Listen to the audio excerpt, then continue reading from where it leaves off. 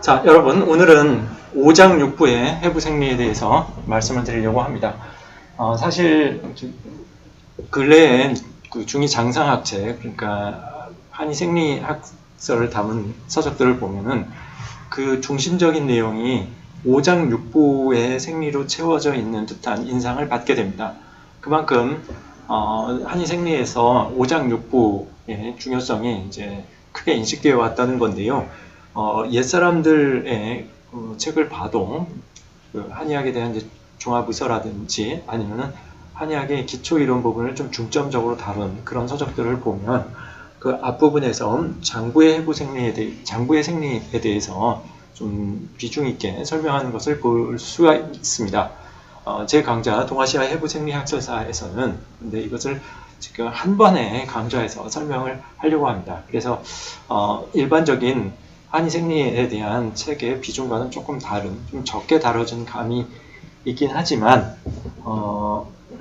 기존의 그 한의생리학서에서 주로 다룬 유비에 기반한 그런 생리학설 말고 이렇게 순수하게 실체를 기반으로 한 그런 생리학설로서 옛 문헌에서 어떤 것을 다루고 있는가 하는 것을 중점적으로 뽑아서 이야기를 하려고 합니다.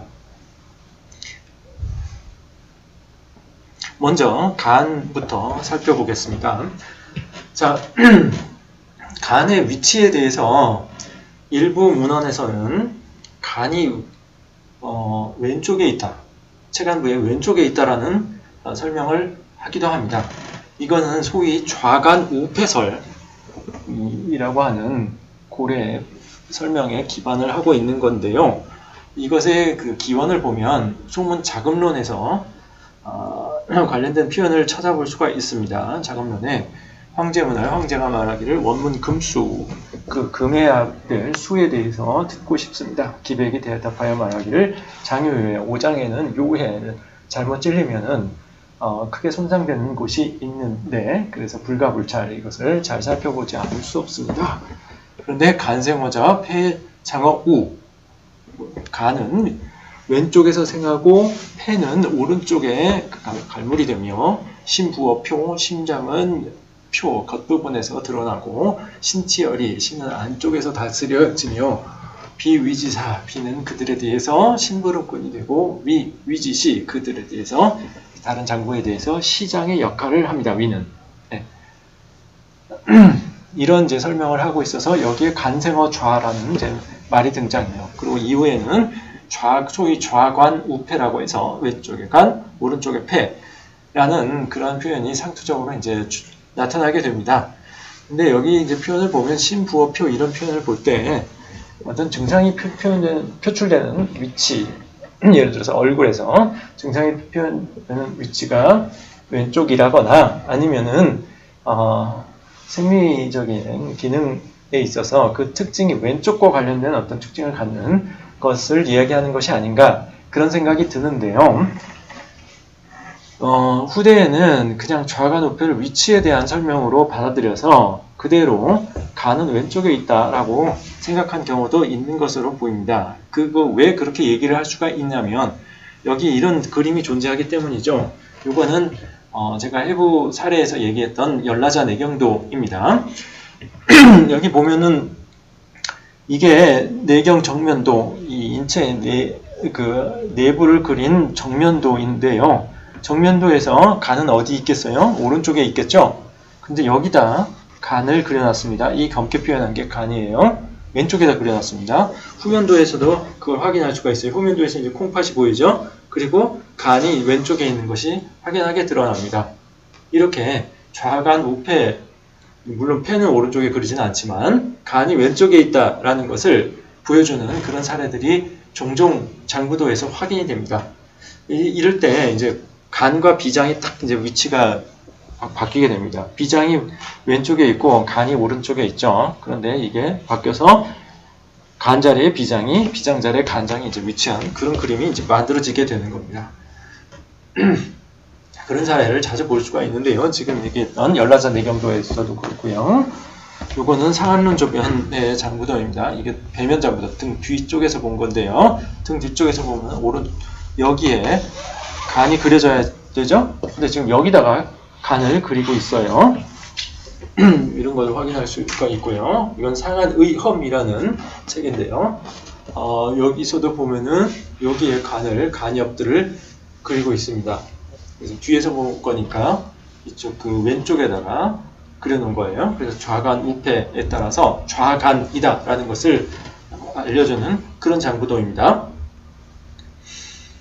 근데 이게 실제와 다르죠. 실제와 다르다는 것을 옛사람들도 종종 확인했던 것 같습니다. 그래서 이것을 교정하는 그런 사례도 많이 있어요. 이제 이런 게 그런 사례입니다. 제가 해부 사례에서 얘기했던 이제 존진도의 한 사본이 이건데요. 만한방에 그려진 존진도입니다. 일본의 사본인데요. 여기서 이거 정면도예요. 정면도에서 이쪽에 간이 그려져 있습니다. 즉 좌간설을 그대로 반영한 그림입니다. 그런데 이 존진도의 또 다른 사본 하나를 보면은 이것이 똑같이 정면도인데요. 이쪽에 간을 녹색으로 오행에 맞춰서 이쪽에 간을 그려놨죠. 네, 그래서 이게 교정이 된 겁니다. 이 내용이 그래서 이쪽에 간이 있다라는 형태로 바뀌어졌고요.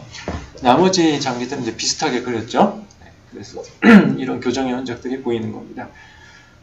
어쩌면 존진도의 최초 그 원본에서 이런 형태로 간이 그려져 있다가 나중에 이런 사본이 출현했다가 또 이게 고쳐지기도 하고 이런 것일지도 모르겠습니다. 이게 뭐 원본에 가까운 것일 수도 있겠고요. 현재 존진도의 원본은 남아있지 않기 때문에 이게 어떻게 됐는지 확실하게 알 수는 없습니다. 다만 여러 가지 문자 기록으로 볼 때는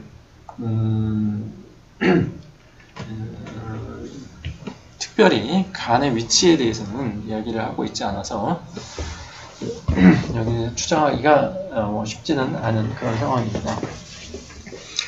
존진도의 여러 사본의 특징을 볼 때는 이 형태가 제가 보기에는 더 원래의 형태가 아니었을까라는 생각이 듭니다. 열라자 내경도도 마찬가지로 교정된 예가 있어요. 지금 그 열라자 내경도의 또 다른 사본인데요. 여기 보면은 이쪽에 지금 문자가 지워져 있지만 이쪽에 간을 표시하고 이쪽에 비를 표시하고 있어요. 이게 그 내경 배면도 후면에서 그린 겁니다. 콩팥이 보이죠? 그러니까 이쪽에 좌간설을 그대로 표현한 겁니다. 그런데 예를 들어서 이런 그림, 이거는 삼제도에 그려진 이제 장구 배면도인데요. 이런 형태의 장구 배면도 많이 보입니다. 이게 여러 가지 사본들이 있어요. 열라자 내경도의 사본이라고 볼 수 있는 것들이 많이 있는데 삼제도에 그려진 것을 보면은 여기 간이 여기에 나타나 있습니다. 그리고 이것을 비로 표현하고 있어요. 그러니까 비와 간의 위치가 뒤바뀐 것을 다시 원래대로 이제 해놓은 겁니다. 이런 교정의 흔적들이 많이 보여요. 이것은 장구에 대한 장구학설에 있어서도 장구에 대한 고인들의 묘사에 있어서도 이런 실제 장기의 위치, 동물 해부를 통해서 알 수도 있었을 테고 또 종종 인체 해부도 있었으니까요. 그런 실제 해부에 의한 지식들이 중간중간에 종종 이런 지식의 묘사에 반영이 됐다, 그림에 반영이 됐다 하는 것을 확인할 수 있는 대목입니다.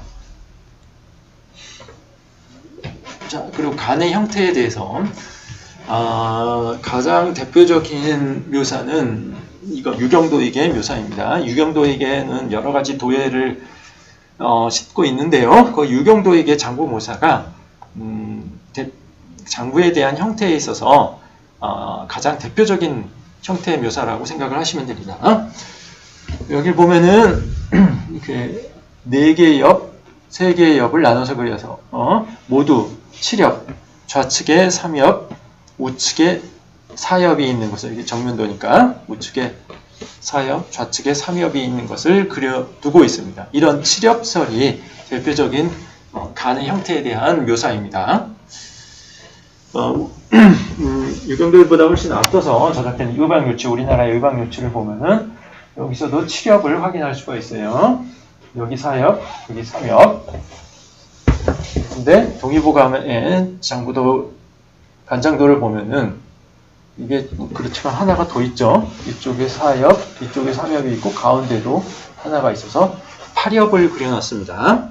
저런 형태가 있고요. 또 장보 정치도설 인경경이라고, 이거는 해부 생리에 있어서 참고할 만한 책인데요. 이 인경경이라는 책에 보면은 이렇게 그려놨어요. 다른 그림하고 많이 다르죠. 네. 이것은 자세히 보면은 요 측면 장부도, 측면 내경도라고 하는 측면 장부도들이 많이 그려졌습니다. 중매에. 그 측면 장부도에서 간단 부분만 딱 떼어내고 심장으로 연결되는 간의 끈이죠. 심장으로 연결되는 간계 부분까지 한 폭에다가 표현하면 이런 형태가 됩니다. 딱. 네, 여러분들이 측면 장부도에서 간과 담의 모양, 장기를 쭉 빼서 그것만 표현해보면 대략 이런 모양이 되는데, 그것을 묘사한 그런 그림입니다. 네, 여기서는 딱 이 옆만을 그리고 있죠. 그 사이에 담낭이 있는 것을 그려놓고 있고요. 청나라 말기의 의림개착에서는 이와 같은 간장의 그림을 그려놓고요. 왕청임은 간은 사엽이다 라고 정확하게 얘기를 하고 있습니다. 그리고 여기에 담이 붙어 있다 하는 것을 이야기를 했습니다. 대략 두 개로 나눠지죠. 간엽은 두 개로 나눠지고요. 근데 옛사람들은 이렇게 여러 가지 설이 있었는데, 대체로 주된 설은 이 칠엽, 좌삼엽, 우사엽이라는 칠엽설이 주류를 형성했습니다. 그리고 이 간계에 대해서 제가 조금 말씀을 드렸는데, 인경경의 이 부분, 요게 이제 간계라고 하는, 내경에 보면은 영추 논용편에 간계라는 표현이 나옵니다. 겁사자, 겁이 많은 그러한 사람은 간계가 이 간에 끈이 이완되어 있다라고 얘기를 하는데요. 거기에 이제 간계라는 것이 등장을 합니다. 간과 심장을 연결하는 맥관이에요. 여기에 대해서 존진도에서도 잘 표현을 하고 있습니다. 여기 이게 존진도의 신기도라고 하는 그림인데요. 존진도 여러 개의 부분 장부도를 포함하고 있는 장부도입니다. 거기에 이 신기도를 보면은 심장과 다른 내장의 연결을 표현하고 있는데요. 예를 들어서 신계 같은 거는 척수 쪽으로 이렇게 들어가서 주행을 하게 됩니다. 그리고 간계는 이제 간으로 연결되는데 그게 이렇게 그려진 거죠. 이 부분을 띄어서 보면은 이게 인경경의 요 간담도하고 상당히 흡사하죠. 네. 그래서 요게 간계예요. 요게. 그런데 실제로 이 간을 이렇게 해부를 해보면은, 물론 간으로 드나드는 맥관이 여러 가지가 있지만 뚜렷하게 심장에 연결되는 뚜렷한 관을 확인할 수가 없어요. 그래서 나중에 훗날 이제 보다 진전된 해부가 시작된 시기에는 이 간계를 찾으면서 이게 아니다, 다른 것을 간계로 지시한 경우가 있습니다. 네. 이것은 해시편이라고 하는 비교적 이른 시기에 18세기 후반에 이루어진, 순서로 말하자면은 일본에서 독자적인 해부가 실시된 이후로 한 세 번째쯤 되는 그때 이루어진 해부의 결과를 그린 거예요. 여기서는 애써 고전에 나왔던 심장과 연결하는 이 관계, 그것을 찾으려 했던 것 같습니다. 근데 쉽게 발견하기가 어려웠겠죠. 그래서 지금 여기 이것을 간 3개호심, 간은 위로 심장에 붙어 있다라고 이렇게 표현하고 있는데, 요거는 복막으로 연결되는 어떤 지방 조직이나 결합 조직 같아요. 그것을 여기다 이렇게 표시를 해놨습니다. 그거에 비해서 좀 더 뒤에 이루어진 해부 성과를 담은 경혈찬요라는 책 1810년입니다. 이것은 이 경혈찬요를 보면은 이 끈을 그려놨죠. 간에서. 네, 이거는 지금 간 원삭이라고 하는 제대 탯줄이 남은 흔적이죠. 네, 그것을 그려놓은 것으로 보입니다.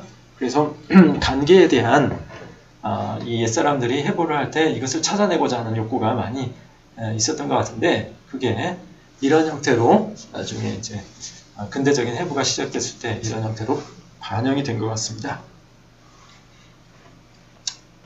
그리고 간의 엽에 대해서 뭐 이런저런 이야기가 많았다고 하는데요.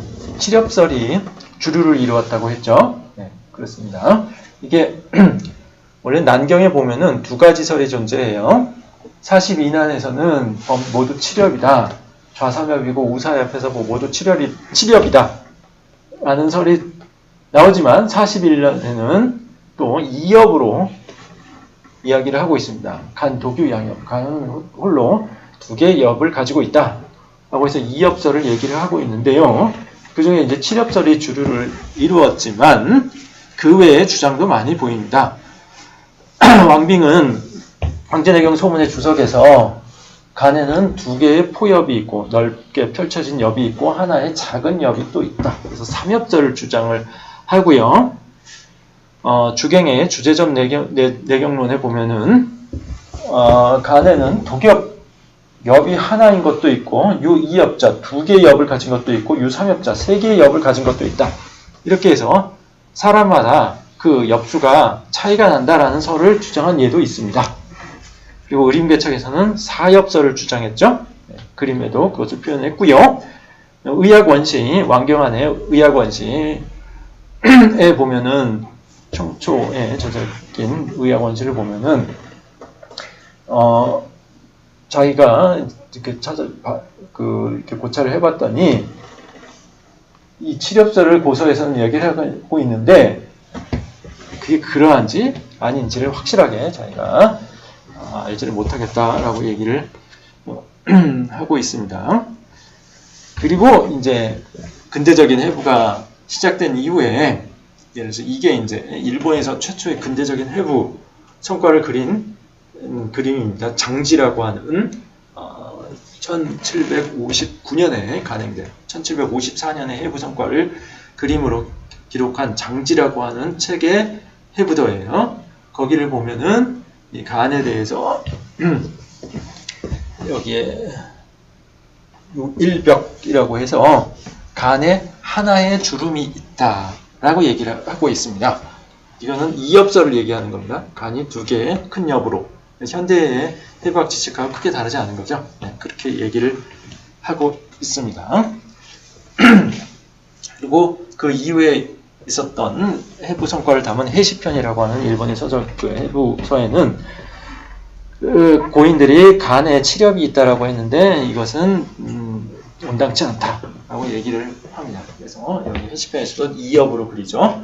아까 보여드렸던 그림이 이게 해시편의 그림입니다.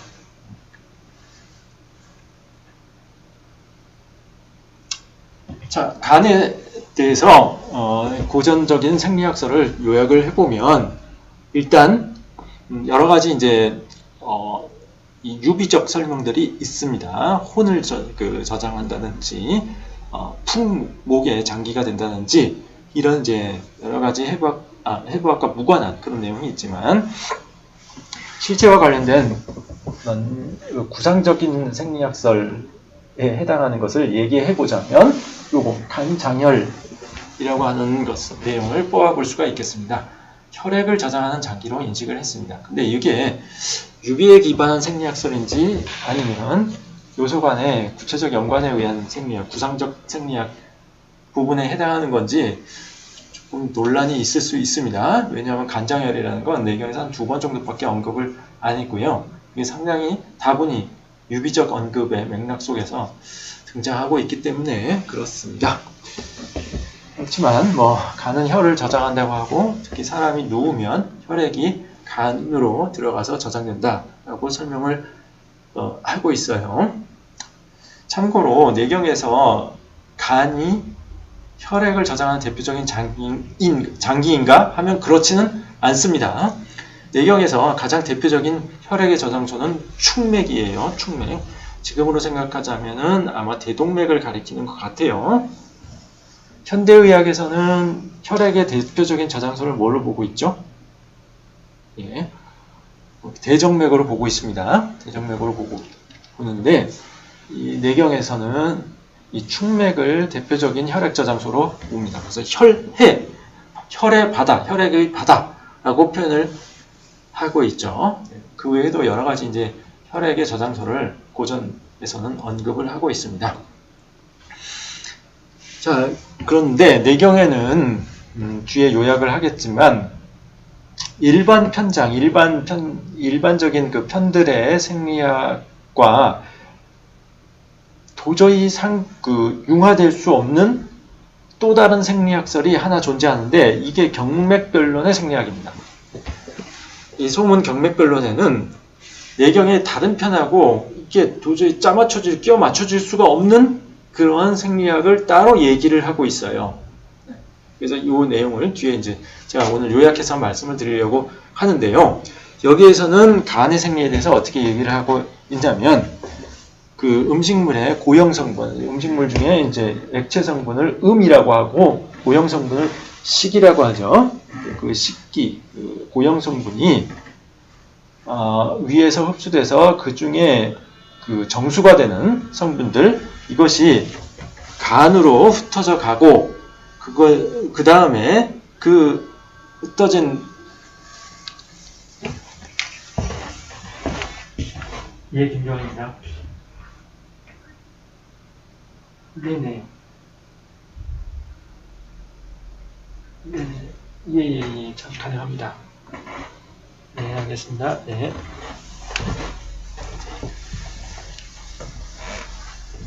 자, 홍제내경 경맥변론에는 이 식기, 음식물의 고형 성분입니다. 이것이 위장에서 흡수돼서 그 중에 이제 추출된 그 유효 성분, 정이죠. 그것이 간으로 산포돼서 들어간다라고 설명하고 있고요. 그 다음에 다시 거기서부터 만들어진 어떤 성분을 근으로 퍼뜨려준다라고 얘기를 하고 있어요. 그래서 음식물의 고형분에서 나온 유효 성분을 간직하고 이것을 근에 전달하는, 힘줄에 전달하는 그런 역할을 간이 한다라고 경맥변론은 이야기를 하고 있습니다. 그런데 내경의 여타편장에는 이런 이제 설명이 보이지 않아요. 네, 그렇습니다. 이런 두 가지 생리가 있다. 이 다른 장부도 마찬가지입니다. 이 경맥변론의 생리는 독특해서 이렇게 매 장부에서 다른 편장의 설명과 대비되는 다른 이야기들을 하고 있습니다. 자, 두 번째는 이제 담에 대해서 보도록 하겠습니다. 이 담에 대해서 그려놓은 그림들을 보면은 이와 같이 두 개의 옆 사이에 담을 묘사한 예도 있고요. 의림개착에서는 이제 본문을 보면 단엽의 안에 있다라고 얘기를 했는데 쭉 이 정도 위치에다가 담을 그려놨어요. 그리고 의림개착에서는 이 담으로부터 연결되는 이제 담관에 대해서도 잘 왕청임은 알고 있었고요. 그 담관이 12지장에 계고하는 것을 잘 알고 있었습니다. 그런데 이 역할에 대해서는 이 담즙이 배설돼서 12지장으로 간다라고 생각을 하진 않았고요. 거꾸로 12지장의 담관 계고부를 통해서 음식물의 액체 성분이 흡수돼서 이제 간으로 들어간다라고 생각을 했습니다. 담관을 통해서요. 거꾸로의 흐름이 있다고 생각을 한 거죠. 그리고 아까 말씀드렸던 장지에서는 이 옆 사이에 이렇게 담이 존재하는 것으로 그려놨습니다. 네, 실제 해부하고 그렇게 크게 틀리지 않죠. 네. 그리고 경혈찬유에서도 이 간의 이 옆 사이에 담이 존재하는 것을 표시를 해 두었습니다. 담에 대해서 따로 그려놓은 것들을 보면은 되게 이런 주머니 형태로 그려놨습니다. 이 유경도익의 형태가 이제 대표적인 거고요. 어떤 경우에는 이게 이제 출입이 없다, 출입구가 없다라고 얘기를 하기도 하고요. 어떤 경우에는 이렇게 그 위에 구멍을 명확하게 이제 표현해 놓기도 하고 그렇습니다. 그런데 일반적으로 이와 같은 표현들, 요 속에 정즙이 그 순수한 어떤 액체가 들어있는데 그게 담즙이죠. 그것이 출입이 없다라고 하는 것이 일반적인 견해였습니다. 네. 이게 특별한 경우에 어떤 병이 있을 때만 이제 이게 비정상적으로 배설이 되는 거죠. 그렇지 않는 한 평상시에는 그대로 있는 겁니다. 담즙은 옛사람들이 그렇게 생각을 했어요. 그래서 어떤 책에서는 이제 위쪽 입구에 대해서 이야기를 한 것도 있고요. 또 어떤 책에서는 이제 출입이 없다라고 얘기한 것도 있고, 이렇게 이제 주류를 이루고 있습니다. 지금 말씀드렸듯이 옛사람들은 담즙이라는 것은 그냥 그 담낭에 저장만 돼 있다라고 생각을 했어요. 그것을 쏟아내지 아니한. 그 내경에서도 담이라는 것이 그 자기가 가지고 있는 물질을 쏟아내지 않기 때문에 이 기양지부라고 분류를 한 거죠. 원래 부라고 하는 것은 물건을 받아들였다가 다시 이동시키는 그런 역할을 하는 것을 내경에서, 내경생리학체계에서는 부라고 본 거예요. 전화지부라고 하죠. 그런데 이 담은 그런 역할이 없기 때문에 기양지부라고 해서 정상에서 벗어난 부라고 얘기를 한 겁니다. 그리고 후대에 이제 여러 가지 책을 보면은 태소에서 양상선 이 정즙을 저장하기만 한다라고 표현을 하고 있고요. 의학원시에서는 명확하게 부소 수사, 그것을 받아들이고 전달하고 하는 그런 역할이 전혀 없다라고 이야기를 하고 있습니다. 다만 이게 이제 특별한 병적 상황이 됐을 때, 담에 열이 있을 때, 그때만 이게 이제 넘쳐서 배설될 수 있다라고 이야기를 해요. 또 이게 이제 담 경맥을 통해서 입으로 전달되면 이제 쓴 맛이 느껴지는 거죠. 그런데 이 그 담낭의 담즙은 어디서 오는가, 어디서 만들어지는가에 대해서 별다른 설명을 찾을 수 없는데요. 동의보감에서 이 맥결을 인용해서 이와 같은 얘기를 합니다. 간지역이 일입우담 추이성정, 간에 남은 기가 넘쳐서 담으로 들어가서 이것이 모여서 정즙을 이룬다 라고 이야기를 하고 있어요. 그래서 담즙의 원천이 간에서 온다 라고 얘기를 하고 있어요. 지금의 생리하고 흡사한 듯이 보이죠. 근데 여기서 이 맥결 인용이라고 이제 동의보감에서 이것을 언급하고 있는데 지금의 맥결에는 이런 인용문이 보이지 않아요. 그래서 이 이야기는 오로지 동의보감에 나온다라고 생각을 할 수가 있습니다. 물론 이제 맥결의 여러 사본 중에 조금 다른 형태로 이와 유사한 이야기가 나와 있는 것은 있지만 정확하게 이것을 표현한 것은 지금 동의보감에 딱 하나밖에 안 보인다라고 생각을 하시면 됩니다. 그래서 일반적으로 옛사람들은 이런 생각을 했는지 좀 불확실합니다. 네, 그래요. 근데 현대의 그 중의장사서들을 보면은 꼭 이 얘기를 하죠.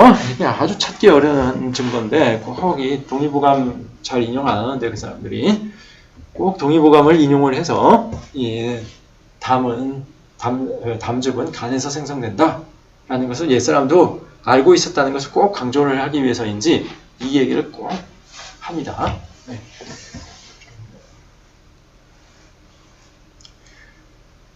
자, 그 다음 심장에 대해서 보겠습니다. 심장에 대한 옛사람들의 묘사를 보면 이런 형태가 보이는데요. 가장 흔한 형태가 역시 이제 이 유경도이게 이 형태이고요. 신계라고 하는 다른 장과의 연결되는 이 끈들을 이 맥관들을 이렇게 잘 다 하나하나 묘사를 해놨죠. 그래서 하나는 신계라고 해서 이건 척수 쪽으로 들어갑니다. 그 다음에 간계가 있고 비계가 있습니다. 그 다음에 이제 폐계가 있는데요. 이 폐계에 대한 묘사가 좀 두 가지 형태가 있는 거죠. 유경도에게서는 폐계 즉 폐관이라고 해서 이와 같이 그려놨는데 이거 기관임을 트라키아임을 알 수가 있죠. 이 기관이 폐계이고 폐관이다 라고 얘기를 하고 있어요. 그래서 심장이 폐와 연결되는 것은 이 기관을 통해서 연결된다라고 생각을 했던 겁니다. 실제 기관은 심장과 연결되지 않죠. 근데 이렇게 오인했던 사례들이 있는 겁니다. 이것은 수세내경도설이라고 하는 책의 그림인데요. 이 폐계를 이렇게 그려놨어요. 이 도주 맥결에서도 비슷하게 그려놨고요. 이걸 보면은 이게 이 기관과는 좀 다르죠. 이런 가느다란 맥관으로 별도의 폐와 연결되는 심장의 맥관이 있던 것처럼 그려놨습니다. 또 어떤 그림을 보면은요, 아예 폐계하고 심계를 나눠서 요 기관은 이게 심계다라고 얘기를 하고요.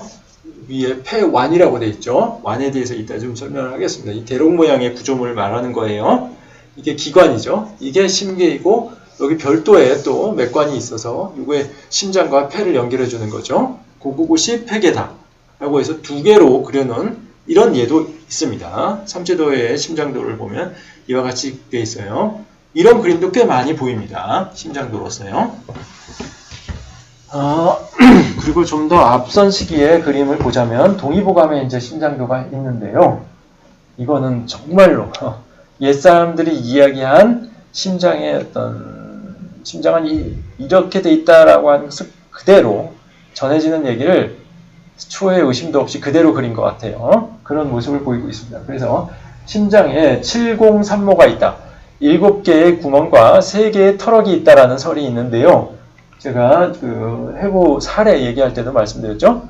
그것을 그대로 그려놨어요.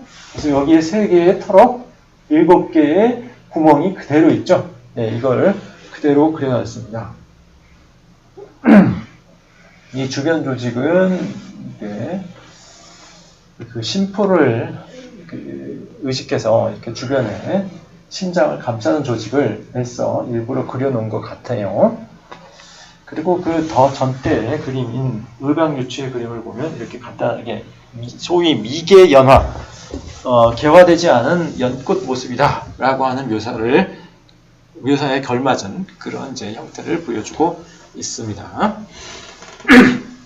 심장이라고 하는 심자 자체가 이런 형태로부터 이제 그 상형 문자가 만들어진 이후에 만들어진 글자이겠죠. 자, 이 존진도에서 그 양계가 이 존진도를 그릴 때 이 심장과 주위 맥관, 다른 장구로 연결되는 그 맥관에 대해서 굉장히 그 관심을 기울였던 것 같습니다. 그래서 이 심장에서 나오는 이 맥관에 대해서 무려 이 3폭의 그림을 통해서 존진도 다 합치면은 8폭 정도 되는데요. 이렇게 3폭이나 할애해서 이 심장과 다른 장구의 연결을 설명을 합니다. 그 중에 하나가 이 폐측도라고 하는 그림인데요. 폐를 이제 측면에서 본 그림입니다. 여기 보면은 이렇게 붉은색으로 요 맥관이 보이죠? 요 신계예요, 요게. 지금 여기 보면은 요거는 비계고요. 요거는 간계입니다. 그리고 요것은 식도입니다. 요게 횡격막이에요. 그리고 요게 심장이죠. 근데 여기에 이런 맥관이 척추 쪽으로 해서 주행하고 있죠. 신계입니다. 신장과 연결하는 맥관이고요. 여기서 보면은 자, 요게 간계고요. 요게 비계. 그렇죠? 네. 요게 비계입니다. 잘라놨네요. 좀 비로 연결될 텐데. 그리고 요게 식도입니다. 식도이고요. 여기 이게 간이죠. 간대도 지금 잘라놓고 표현을 한 겁니다. 그리고 이렇게 들어가는 거. 요게 신계입니다. 네. 괜찮습니다. 네, 들어가셔도 됩니다. 이렇게 들어가는 것이 신계예요. 그래서 이 장구와의 연결을 굉장히 중시했던 것을 알 수 있죠. 지금 여기가 이제 심장을 거쳐서 이렇게 연결되는 것을 볼 수가 있죠. 이것은 제가 그 정액의 생리학설을 얘기할 때 말씀드렸던 그 통로입니다. 이 전음으로 연결되는 그 통로예요. 심장을 거쳐서 이렇게 연결되는. 또 전진도의 한 폭의 그림 중에 기해경막도라고 하는 그림이 있어요. 여기서도 이러한 심장으로부터 연결되는 개를 심장을 제거하고 이 경막 위에서 이렇게 보여준 그림입니다. 여기서도 이 심장과 다른 장구의 맥관으로의 연결을 애써 이제 표현하려고 한 것을 볼 수가 있습니다. 당시 송대에 이 양계 시절에 이 해부를 했을 때 이 해부했던 의가들이 상당히 이 심장과 다른 장부의 맥관 연결 이것을 찾아보려고 하는데 많이 애를 썼던 것 같아요. 그런데 그 원도가 지금 남아있진 않으나 양계가 존진도를 그리면서 그 내용들을 정리할 때 이 그림을 보면 꽤 많은 왜곡이 있었던 것 같습니다. 그래서 양계가 가지고 있었던 어떤 생각이 있었던 것 같은데요. 그 고전적인 학설이 있었을 거예요. 그 당시에 정리가 되어 있던 그것을 그 생각을 가지고 당시에 이제 양계가 수집했던 그 원도들을 정리해서 이런 그림을 그렸던 것으로 생각했는데 꽤 많은 변형과 왜곡이 있었던 것 같습니다. 자, 이러한 그 심계에 대해서 주목하는 심장과 다른 장부를 연결하는 맥관에 대해서 주목하는 전통은 뒤에도 계속 이어져서 근대 해부가 시작된 이후에도 심장으로 연결되는 이 계를 찾으려는 그러한 노력이 계속 이어집니다. 그래서 지금 이거 해시편의 그림인데요. 해시편은 이제 심장도입니다. 예, 그림 딱 보시면 아시겠지만 이게 지금 우리가 알고 있는 심장을 잘 묘사한 것임을 알 수가 있는데 그런데 특이하게도 여기 이 심장 주위의 맥관에 대해서 이게 어느 장기로 가느냐 하는 것을 굳이 나타내고 있습니다. 이것은 간으로 통한다. 이것은 신장으로 통한다. 여기도 심장으로 통한다. 그 다음에 이것은 이제 후롱으로 통한다. 이런 표현을 하고 있어요. 네. 실제 이런 오장과 심장의 연결은 대동맥을 통해서 그 대동맥 주관선을 통해서 연결이 되겠죠. 네. 그런데 이걸 굳이 그 주변의 작은 맥관들을 찾아내서 이게 어디로 통하느냐 하는 것을 굳이 이제 찾아내고 있습니다. 이게 여전히 그 심계설, 심이 오장을 연결하는 그 계, 맥관들을 가지고 있다라는 설에 경도된 채로 해부를 시행했던 그런 모습을 이제 보여주고 있는 거죠. 네. 심장의 생리를 이제 요약을 해보자면 여기서도 역시 이제 제가 말씀드리는 것은 구상적 생리학입니다. 구상적 생리학을 요약을 해보자면 가장 중요한 것은 이 심장 박동한다는 거, 이게 중요한 거겠죠. 즉 맥 종기를 간직하고 있다는 겁니다. 네. 그 종기라고 하는 것은 제가 제 3강에서 말씀드렸듯이 이게 음식물로부터 전입된 성분, 그 다음에 대기로부터 들어온 성분, 이게 합쳐져서 종기를 이루는데요. 이 종기 중에 맥종기가 있고 그냥 종기가 있는 것으로 나눈 것 같아요. 네, 그 중에 이제 맥종기, 이 심장박동의 기죠. 그래서 그것과 대비되는 것이 이제 호흡의 종기인데, 호흡의 종기는 좀 더 느리게 팽창과 수축을 하는 흉부에 있는 기체이고요. 맥종기는 이 심장박동을 담당하는 심장박동 주기로 팽창 수축하는 그 기입니다. 이게 이제 심장 내강 안에 들어있다라고 생각을 한 것 같아요. 근데 그 중에 일부는 이게 흉곽 내로 배출이 될 수도 있다라고 본 것 같아요. 그래서 심장의 박동이 이 옷에 응하는 것은 종기가 누설되는 것이다 라는 그런 표현이 보이죠. 자, 그리고 황제내경 경맥변론에는 이것과는 또 다른 심장의 역할을 이야기를 하고 있는데요. 그 음식물의 탁기, 이게 옛사람들은 이게 맑은 성분, 탁한 성분을 많이 구분을 합니다. 그리고 그 상대적으로 또 탁한 성분 중에서도 다시 탁한 성분, 맑은 성분을 구분하기도 하고요. 근데 음식물 중에 이제 탁기를 심장이 전달받아서 맥관계를 통해서 다시 폐에 정제된 성분을 전달하는 것으로 나옵니다. 원문을 보면 식기가 이비하여 탁기는 귀심하는데 다시 음정어맥, 그 중에 정제된 성분을 맥으로 퍼뜨리고 맥기류는 그 맥의 그 기가 경으로, 이게 경이 더 굵은 주간선이겠죠. 경으로 흘러가고 그 경의 기는 다시 폐에 귀속된다. 라는 이제 이런 설명을 하고 있어요. 근데 이런 설명은 내경의 다른 편에는 또 보이지 않습니다. 위로부터 심장으로 이러한 그 음식물의 성분이 이동되는 이런 통로는 딱 여기서만 보여요. 자, 그리고 이제 중요한 것은 내경 전편에서 어떠한 곳에서도 심장을 혈액을 순환시키는 장기로 생각하지 않았다는 거, 이것은 주목해 볼 필요가 있는 내용입니다. 그래서 옛사람들은 혈액 순환의 중추는 폐이지 심이라고 생각을 하지 않았어요. 심장이라고 생각하지 않았습니다. 그래서 그 혈액의 순환도 이 심장 박동과는 무관한 거예요. 혈액의 순환은 오히려 호흡에 의한 이 흉곽의 박동, 폐의 팽창 수축과고 관련이 있다라고 생각을 했던 겁니다.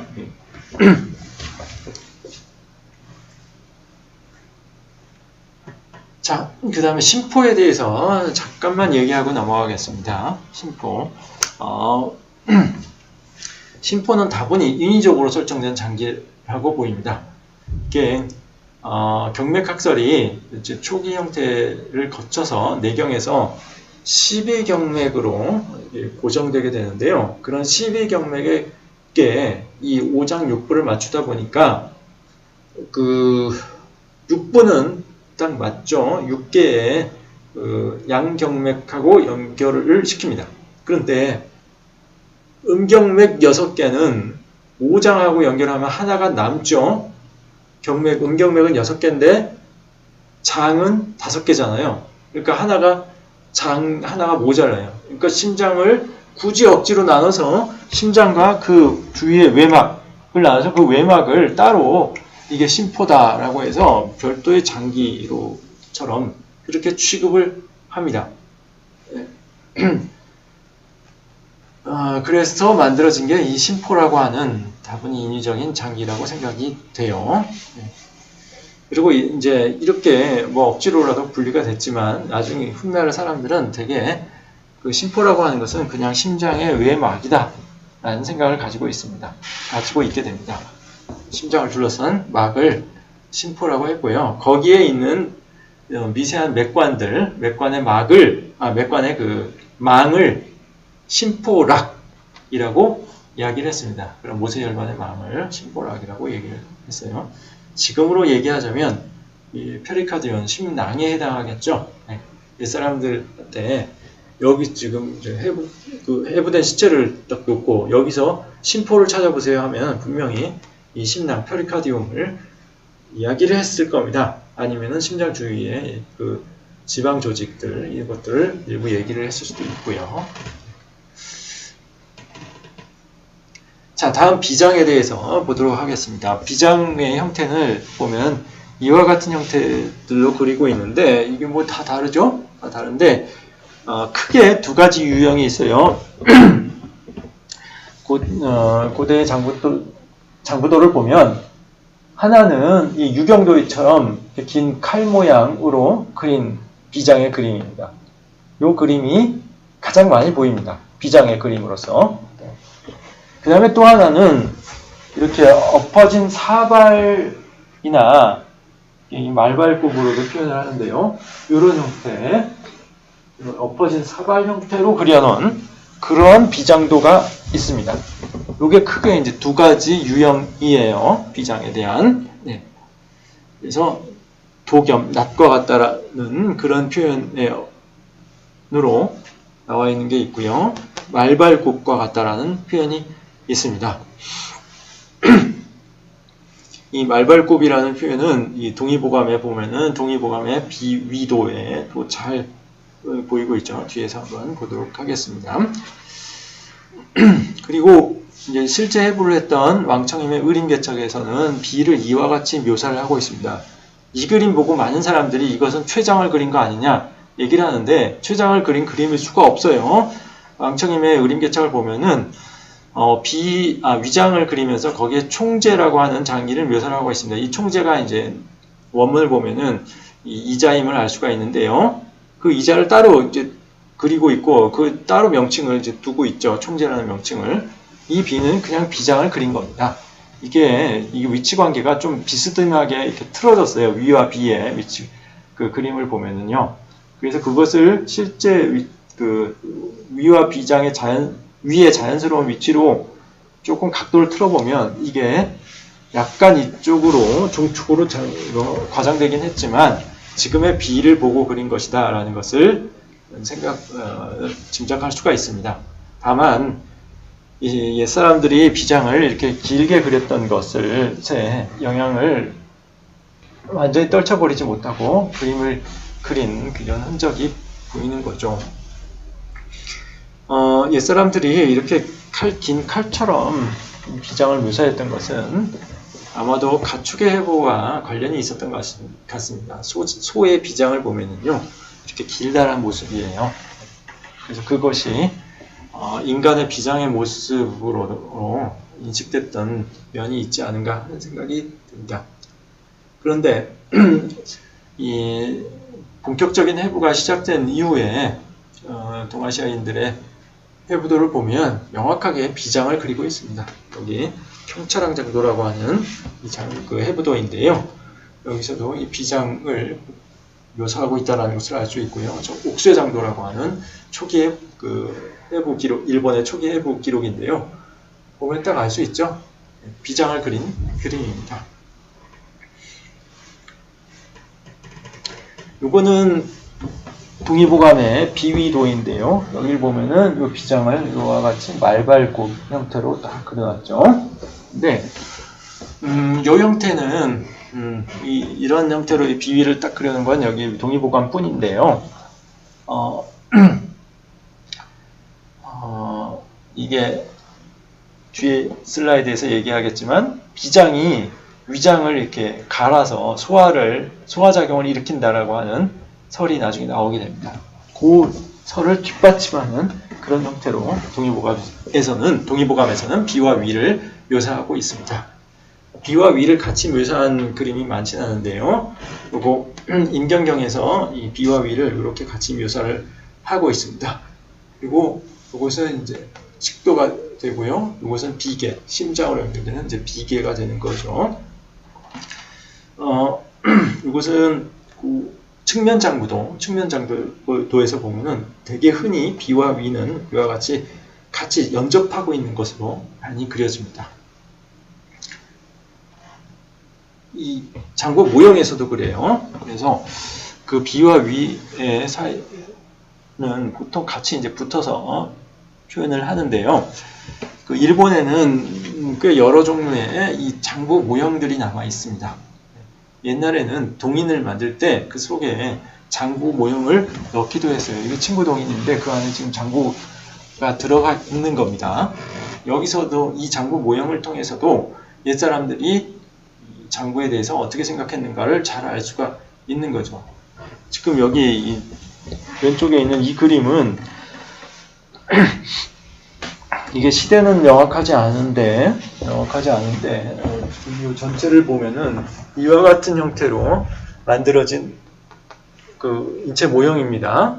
근데 이 뼈의 묘사를 보면은 굉장히 현실적이에요. 그래서 여러분들이 알고 있는 뼈의 모습하고 크게 다르지 않습니다. 옛날 그림의 뼈의 묘사를 보면은 동아시아의 그 도보들, 그림책들을 보면은 뼈의 묘사가 상당히 부정확해요. 그래서 굉장히 실망을 하게 되는데 그런 거랑 비교가 될 수 없게 굉장히 정확하게 뼈를 묘사하고 있는 그런 모형인데 신기하게도 그런 고락의 수준에 전혀 결맞지 않게 이 장구 쪽은 고전적인 장구학설, 그것도 굉장히 관념적인 장구학설을 그대로 표현을 하고 있습니다. 굉장히 특이한 모형이에요. 이 시대가 명확하게 좀 고정됐으면 좋겠습니다. 여기 보면은 요게 위예요. 그리고 요게 비장입니다. 따로 상하로 이렇게 배치를 해두고 있죠. 이런 형태들이 모형에서 종종 보입니다. 이것도 지금 이 친구 동인 일본의 그 관문 2년 1662년입니다. 이때 만들어진 친구 동인인데요. 이 친구 동인에 같이 요때 이제 제작 그 경위를 적은 그 문서가 같이 남아 있습니다. 그래서 이 동인은 정확하게 그 조성 시기를 알 수 있는 동인입니다. 여기에 이제 내장기관을 만들었는데 여기 보면은 이게 비장이고 여기에 위입니다. 그래서 사각으로 딱 이렇게 배치를 해놨죠. 좋습니다. 비장 위장과 관련해서 하나 좀 짚어보고 넘어가야 될 게 요 지만이라고 하는 요 조직입니다. 이 측면 장부도에서만 주로 보이는데요. 여기 여기 비죠. 비와 위 사이에 종종 요 지만 저 글자가 아쉽게도 글자가 부서져 보이네요.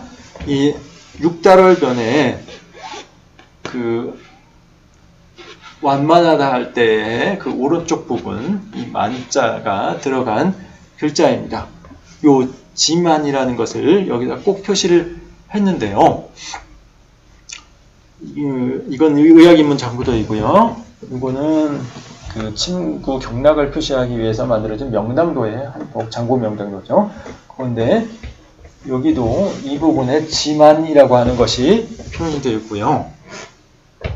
여기 유경도의 장부도에도 이 부분에 지만이라고 하는 것이 표현이 되어 있습니다.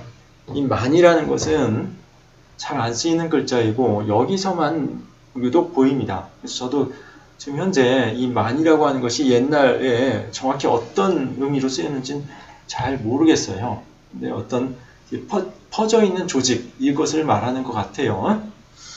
근데 이것을 꼭 여기에다 표시를 하는데 이것은 아마도 난경의 기술에서 계승된 것이 아닌가 하는 생각이 듭니다.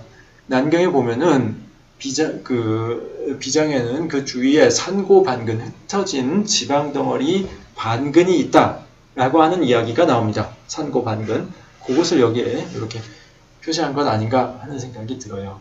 훗날에는 이제 서구의학이 전입되면서 이런 산고 반근이라든지 이런 지만이라든지 하는 것이 결국 이자를 표현한 것이 아니겠느냐 하는 이야기도 있는데요. 잘 모르겠습니다. 이게 이자를 옛사람들이 관찰을 하고 이 지만이라는 것을 기록한 것인지 이것은 좀 더 고찰이 필요하다 생각이 됩니다. 이 지만과 관련해서 재밌는 이제 사례가 한 가지 있는데 이 동의보감의 신형장부도 여러분들 잘 아실 겁니다. 이 신형장부도의 해석에 대해서 너무 이상한 해석들이 지금 난무하고 있어서 제가 참 답답한데요. 한의학연구원에도 보면은 정문 옆에 이 신형장부도를 그려놨는데 거기다 이제 채색을 해놨어요. 근데 채색이 이상하게 채색이 되어 있습니다. 심장, 폐에도 이상하게 채색이 되어 있고요. 간담도 그렇고 뭐 그렇습니다. 하여튼 그런 해석들이 하여튼 좀 이상한 해석들이 많아서 제가 참 답답한데 자, 이 동의보감 신형장부도는 이 허준 선생이 직접 그냥 창안해서 그린 건 아니고요. 만병의 측신인도라고 하는 그림을 본따서 그린 겁니다. 다만 여기 이제 도가적 색채를 많이 다 가미를 했어요. 그래서 그 등 뒤에 있는 6절, 7절 이런 내용을 제거하고 여기가 녹로관이다. 도가적인 명칭을 부여하고 있죠. 목은 옥침관이다. 그리고 머리는 이환궁이다. 이런 도가적인 색채가 나는 그런 명칭들을 다시 그려놓고 있습니다. 그런데 여기 보면 재밌는 이제 변형의 사례를 볼 수가 있는데요. 여기에서 비위의 위치를 보면은 자, 요게 위장입니다. 요게 식도예요. 이게 식도예요. 그리고 비장은 어디 있냐? 비를 두 개를 써놨어요. 여기 비자 하나, 여기 비자 하나. 이거 굉장히 좀 이상한 그림인데 경막의 위에 이렇게 비장을 표시해놨어요. 좀 이상하게 그려놨습니다. 하여튼 허준 선생도 이것이 좀 문제가 있다고 생각을 한 것 같아요. 어쨌든 이렇게 그려놓고요. 그 사이에 이런 부분이 있죠. 여기 뭐라고 표시되어 있느냐? 지만이라고. 그래서 지만을 그려놨습니다. 근데 신형장부도에서는 이 부분, 요거 B에 해당하는 부분이죠. 요거는 싹 아무 글자도 써놓지 않고 싹 없애버렸습니다. 그냥 형태만 그대로 묘사해두고 문자는 싹 제거를 해버렸어요. 그 다음에 B는 어디 있느냐? 여기다 B를 써놨습니다. 만병의 춘장부도에서 이 지만이 있을 자리에다가 허준 선생은 B를 대신 그려놓은 겁니다. 이런 바꿔치기를 한 거예요. 재미있죠? 이게 비장이 경막 위까지 존재한다는 게 좀 이상하다 생각을 한 것 같고요. 또 B하고 위가 좀 더 이렇게 밀접하게 붙어 있어야 되는데 그거를 가까이 그리고자 저 그림을 좀 변형을 해서 이렇게 여기와 여기 사이에 비위를 표현한 것으로 보입니다.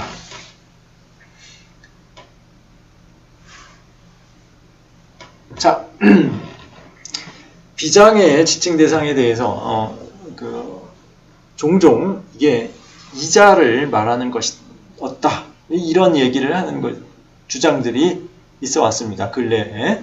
근데 옛사람들은 한 번도 그 이자를 B라고 생각한 적이 없고요. 비장은 정확하게 시라, 스플린을 지칭하는 것이었습니다.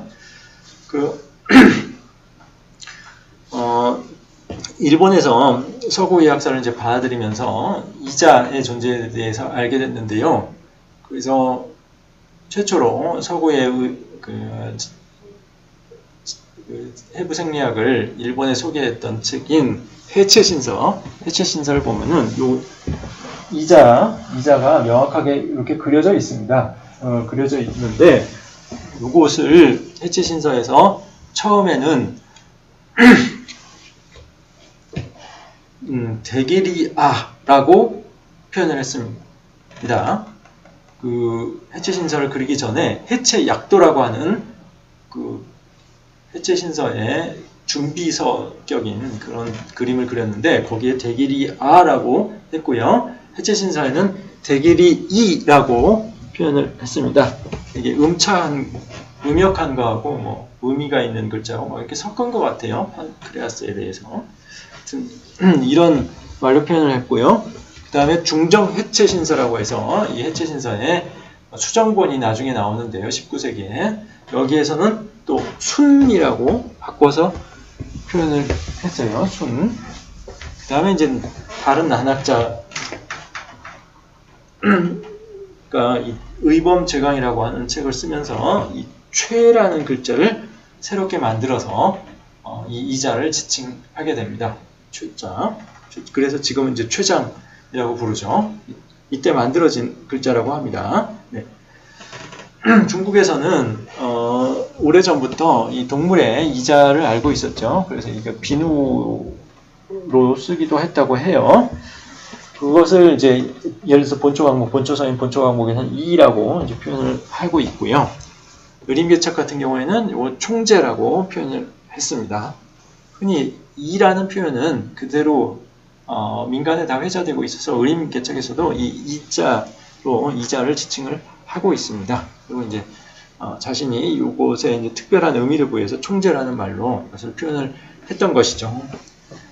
그리고 19세기에 이 해부서를 보면은 이게 첨육이라고 표현되기도 합니다. 그래서 이 전체신론 19세기 중반에 나온 전체신론을 보면은 여기에 첨육이라고 돼 있죠. 네, 이거 뭔지 아시겠죠? 이자를 그린 겁니다. 첨육이로 표시가 났고요.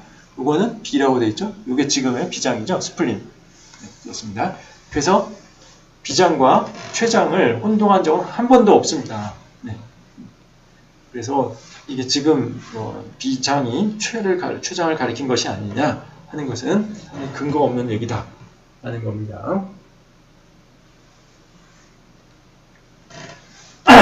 비장은 그럼 어떤 역할을 하느냐에 대해서 황제내경의 일반 편장에서는 이게 비장의 역할이 굉장히 중요한 것처럼 우리는 이제 장상학을 공부하면서 그렇게 생각을 하지만 내경에서는 구상적 해부생리에 있어서는 별다른 어떤 역할이 부여되어 있지 않습니다. 내경에 보면은 이막상년이 비와 위는 막으로 연결되어 있을 뿐이다. 그리고 그 사이에 어떤 맥관의 연결이 없다라는 것을 이야기를 하고 있어요. 직접적인 물질 통로가 없습니다. 그리고 어떤 역할을 하느냐? 위를 위해서 위위 행기진액, 위가 진액을 수송하는 그것을 도와주는 역할만 합니다. 사실 그 음식물로부터 유효 성분을 흡수하고 그것을 전신에 퍼뜨리는 것은 사실 위가 하는 거예요. 내경에서는 그렇게 봤습니다. 그것을 돕는 역할을 이제 비장이 하는 거죠. 네, 여러 차례 얘기했듯이 경맥본론에서는 또 다른 역할을 부여하고 있습니다. 비장에. 그래서 비장에서 직접적으로 위로부터 물질 이송이 있다라는 것을 이야기를 하고 있습니다. 그래서 음이고 위, 그러니까 음이라고 하는 것은 음식물 중에 액체 성분입니다. 액체 성분이 위로 들어가면 유일전기, 그러니까 정제된 성분을 이동시켜서 상수어 비장으로 보낸다. 그러면 비기는 산전, 그 중에 또 정제된 성분을 흩어서 산포시켜서 상비어 폐로 귀속시킨다 라고 얘기를 하고 있어요. 그래서 위에서 비에서 다시 폐로 가는 이러한 물질의 이동이 있는 것을 이야기를 하고 있습니다. 그리고 참고로 난경에서는, 내경에서는 이 정도 얘기를 하고 있고요. 난경에서는 비주과혈이라고 해서 비는 혈액을 둘러싸는 것을 관장한다 라고 이야기를 하고 있습니다. 이것은 오늘날 흔히 비통혈이라고 해서 비장이 출혈을 방지하는 그런 역할을 한다 라는 것으로 이해를 하고 있는데요. 이 난경에서 주과혈이라고 한 것이 정확히 그런 의미인지는 확실하지가 않습니다. 비장 자체가 혈액을 저장하는 장기다 라는 인식을 표현한 것일 수도 있어요. 그리고 한 가지 또 더 재밌는 표현을 하고 있는데 오장이라고 해서 오장을 덮여준다 라는 이야기를 하고 있습니다. 근데 오늘날의 그 장부 생리를 설명하는 책에는 이 얘기는 다 딱 빼버리죠. 네. 왜냐하면 오행적 틀에서 맞지도 않고 또 다른 문헌에서도 잘 보이지 않는 얘기이기 때문에 이 얘기는 싹 빼버리죠. 근데 난경에는 좀 특이하게 독특하게 비장이 오장을 덮여준다라는 그런 표현이 등장합니다. 자, 그 다음에 비는 이 소화작용에서 소화 과정에서 위장의 위장이 음식물을 이렇게 연마하는, 갈아주는 그것을 도와주는 역할을 한다라고 인식된 시기가 있었습니다. 내경부터 그랬던 것은 아닌 것 같고요. 제병원으론을 수대에 저작된 소치 제병원으론을 보면은 위 소곡이 비마지라고 해서 위는 곡식을 받아들이고 비가 그것을 간다, 연마한다, 그런 이제 표현이 등장합니다. 그리고 수세보원을 보면은 여기 비호 음성, 비장은 음성을 좋아하는데, 소리를 좋아하는데 비장은 소리를 들으면 바로 움직여서 그 음식을 간다 이렇게 얘기를 하고 있어요. 굉장히 재밌는 이야기죠. 네. 그리고 침구원추라고 하는 책에 보면은 비장이 그 장기의 여러 상하로의 요동, 위아래의 요동에 편승해서 이 마화 기식, 그 위장의 음식을 갈아낸다 이렇게 얘기를 하고 있습니다. 이 왕청임이 이런 이제 설에 대해서 신랄하게 비판을 합니다. 이 옛사람들은 이게 뭐 소리를 들으면 비장이 위장에 있는 음식을 이렇게 갈아준다, 주물러서 갈아주는 걸로 생각을 했겠죠. 네, 그렇게 얘기를 했는데 그게 다 실제와 맞지 않는다 해서 신랄하게 비판을 합니다. 네, 그래요. 자, 다음으로 위에 대해서 보도록 하겠습니다. 그 위의 형태는 여러 장부도에서 대체로 일률적으로 크게 다르진 않습니다. 지금 유경도에 보이는 이와 같은 형태가 일반적으로 위에 대한 묘사입니다. 가장 흔히 보이는 형태이고요. 경열찬요 같이 실제 해부를 반영한 그림에서도 크게 다르지 않은 모습을 보이고 있습니다. 그리고 이것은 의림개착에 있는 위의 그림인데요. 여기를 보면은 몇 가지 부속 기관을 그려놓고 있죠. 자, 여기에 이런 기관을 그려놓고 있는데 여기 총재라고 되어 있죠. 네, 이게 이자를 보인 겁니다. 여기 위관이라고 되어 있죠. 이 식도이고요. 여기가 북문이고 여기 차식이라고 하는 요걸 말하는 겁니다. 요거 차식이라고 하는 기관을 그려놨는데 요거 분문 괄약근이겠죠. 네. 그래서 유문 괄약근이겠죠. 네. 유문 괄약근을 그려놓고 있고요. 그 다음에 여기에 진문, 진관이라고 하는 것을 표현하고 있습니다. 그리고 진문, 담추관 계곡, 총담관 계곡입니다. 그리고 이게 담관이죠. 그리고 진관이라고 해서 이 담관을 진관이라고 표현을 하고 있습니다. 왕청임은 이 음식물로부터 수분이 여기를 통해서 이게 간으로 들어간다고 생각을 했어요. 여기서 소화액을 내뿜는 것이 아니라 소화물이 거꾸로 이쪽으로 들어가서 이동한다고 생각을 했던 겁니다. 자, 그리고 이것은 이제 근대적인 해부가 이스노에 그려진 해시편의 그림입니다. 굉장히 실체적으로 위를 묘사를 하고 있죠. 여기서 제가 하나 짚고 넘어가야 될 게 이 완이라고 하는 표현입니다. 이 완자, 이 완자, 이거 사전을 찾아보면 밥통완으로 나와 있어요. 그래서 위와 동의어로 나와 있는데 실제로 완이라는 말은 위의 동의어로 쓰이기도 하나 많은 경우 그렇지 않고 어떤 긴 대롱 형태의 기관을 얘기할 때 사용이 됩니다. 자, 여기 그런 예들이 많이 있는데요. 자, 이 침구치형의 위장 그림을 보면은요, 쭉 위에 이 부분에 식완이라고 써 있어요. 식완. 그 다음에 의림개착에 여기를 보면 위관이라고 써 있죠. 식도 부분에. 자, 그리고 이것은 침구대성 장부전도인데요. 여기에 이 목 부분을 보면은 두 개의 관이 있는데 뒤에 거에는 식완, 앞에 거에는 기완이라고 명칭을 부여하고 있습니다. 이런 것을 보면은 이게 완이라고 하는 것이 이 관과 동의어다라고 하는 것을 알 수가 있습니다. 유경도익에서 이 폐를 심장으로 연결되는 심장과 폐에 연결됐다고 하는 이 신계 이것을 폐완이라고 여기서 표현을 하고 있는데요. 여기서도 이제 기관을 말하는 거죠. 대롱 모양의 구조물을 말하는 겁니다. 그것을 폐관이라고 유경도에게서는 폐관이라고 표현하는 것을 침구취형에서는 똑같은 기관에 대해서 폐완이라고 표현을 한 거죠. 그러니까 이게 관과 완이 같은 의미를 갖는 말이다 라는 것을 알 수가 있습니다. 그래서 여러 사례에서 보다시피 이 완이라고 하는 거, 이 대롱 모양의 구조물이고요. 그래서 위완이라고 하면 위에 연결된 대롱 모양의 구조물, 즉 식도를 말하는 겁니다. 그런데 그러면 왜 사서에서는 이 완이 위에 동의어로 쓰이느냐? 종종 완을 위와 같은 의미로 쓴 예도 있기 때문에 그렇습니다. 자, 여기 유경도에게 위장도를 보면은요. 여기 상완, 중완, 하완이라는 표현이 등장합니다. 여기는 당 상완이고 여기는 당 하완에 해당하고 여기는 당 중완에 해당한다라고 이야기를 하는데요.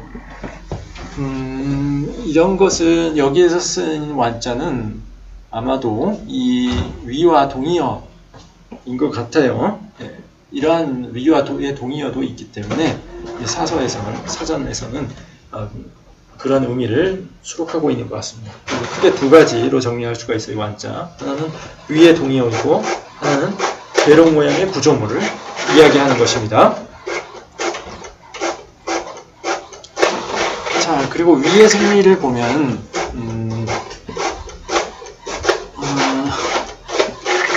이게 사실상 가장 우리 몸의 물질 수송에 있어서는 가장 중요한 장기로 인식을 했습니다. 지금은 우리가 알고 있기로는 소장에서 대부분의 음식물의 유효 성분이 흡수된다라고 생각을 하고 있지만 내경에서는 유효한 성분의 거의 전부가 위장에서 흡수된다라고 봤어요. 거의 전부가. 그리고 여기서부터 만들어진 것이 혈액이고 위기고 종기고 그렇죠. 정도 여기서 생성이 되고요. 유일한 예외가 이 내경에서는 이 하초에 대해서 설명하면서 음식물의 성분이 329화 제장벽을 스며 나가서 같이 내려가다가 제비 별즙, 별도의 즙을 분비하고서 순하초의 삼입 반광, 하초를 따라서 반광에 스며든다 라고 얘기를 하고 있는데요. 여기서 복강내로 그 분리되는 별즙이라고 하는 성분이 있음을 이야기를 하고 있습니다. 요게 유일하게 위장 이외로 흡수되는 몸에서 사용되는 유효 성분이고요. 나머지는 다 위에서 흡수된다라고 생각을 했습니다. 네. 다만 이 음식물을 이렇게 부수는 작용, 이것은 이제 비장이 도와주는 작용이라고 하는 설이 훗날에 이제 대두되게 된 거죠. 자, 그러면 장과 대장, 소장은 어떻게 되냐? 굉장히 역할이 없는 장기로 생각을 했던 겁니다. 자, 그러면 대장, 소장은 어떻게 묘사되어 있느냐? 자, 일단 예경에서는 대장과 소장을 명확하게 구분을 해서 설명하고 있습니다. 그렇죠? 네, 그렇습니다. 그런데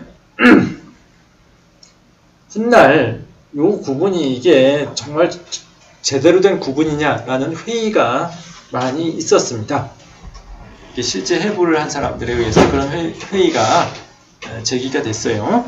그래서 예를 들어서 이 일본에서 최초의 근대적 해부를 한 야마와키 도요 산엽동양의 장지를 보면은요, 전면 해부도 전면 장부도의 아래쪽을 보여주는 그림인데요. 여기에 대장과 소장을 전혀 구분하지 않고 그렸습니다. 그리고 그냥 그 장이라고만 해놨어요. 장은 위로 위장을 꽃다발을 받치고 있고 아래로는 항문으로 주행한다. 그래서 대소장을 구분하지 않고 그렸고요. 장지의 그 본문을 보면 옛 문헌을 저희가 살펴볼 때에 어떠한 문헌, 그 전국 시기에 전국 이전의 문헌에서 이 대소장을 구분하지 않았다 이렇게 얘기를 하고 이 대장과 소장이 구분되는 것에 대해서 상당한 의문을 표현을 하고 있습니다. 그러나 이제 산엽동양 그 야마와키 도요는 나중에 이 대장과 소장이 구분이 된다라는 것을 나중에 받아들였다고 합니다. 경열찬요에서도 그런 이제 인식이 보이는데요. 여기 보면은 영승한 이 저자입니다. 내가 살펴보건데 대소장에 대해서 고경계 2위 이물 옛 경전에서는 모두 다 이것이 두 개의 장부다라고 이야기를 간주를 했지만 연 해체 신시지 내가 몸을 갈라서 직접 이것을 살펴보니 유일장이 거세 지분 단지 하나의 장이 있을 뿐이고 거세 보다 굵느냐 작으냐 하는 그런 차이가 있을 뿐이었다. 그래서 이 그림을 이렇게 그려놨습니다. 그냥 하나로 쭉 이어진 이런 대소장을 그려놨습니다. 이게 근대적 해부가 일본에 시작된 초기에 이런 형태의 대장과 소장을 잘 구분하지 않는 형태의 그림들이 많이 보입니다.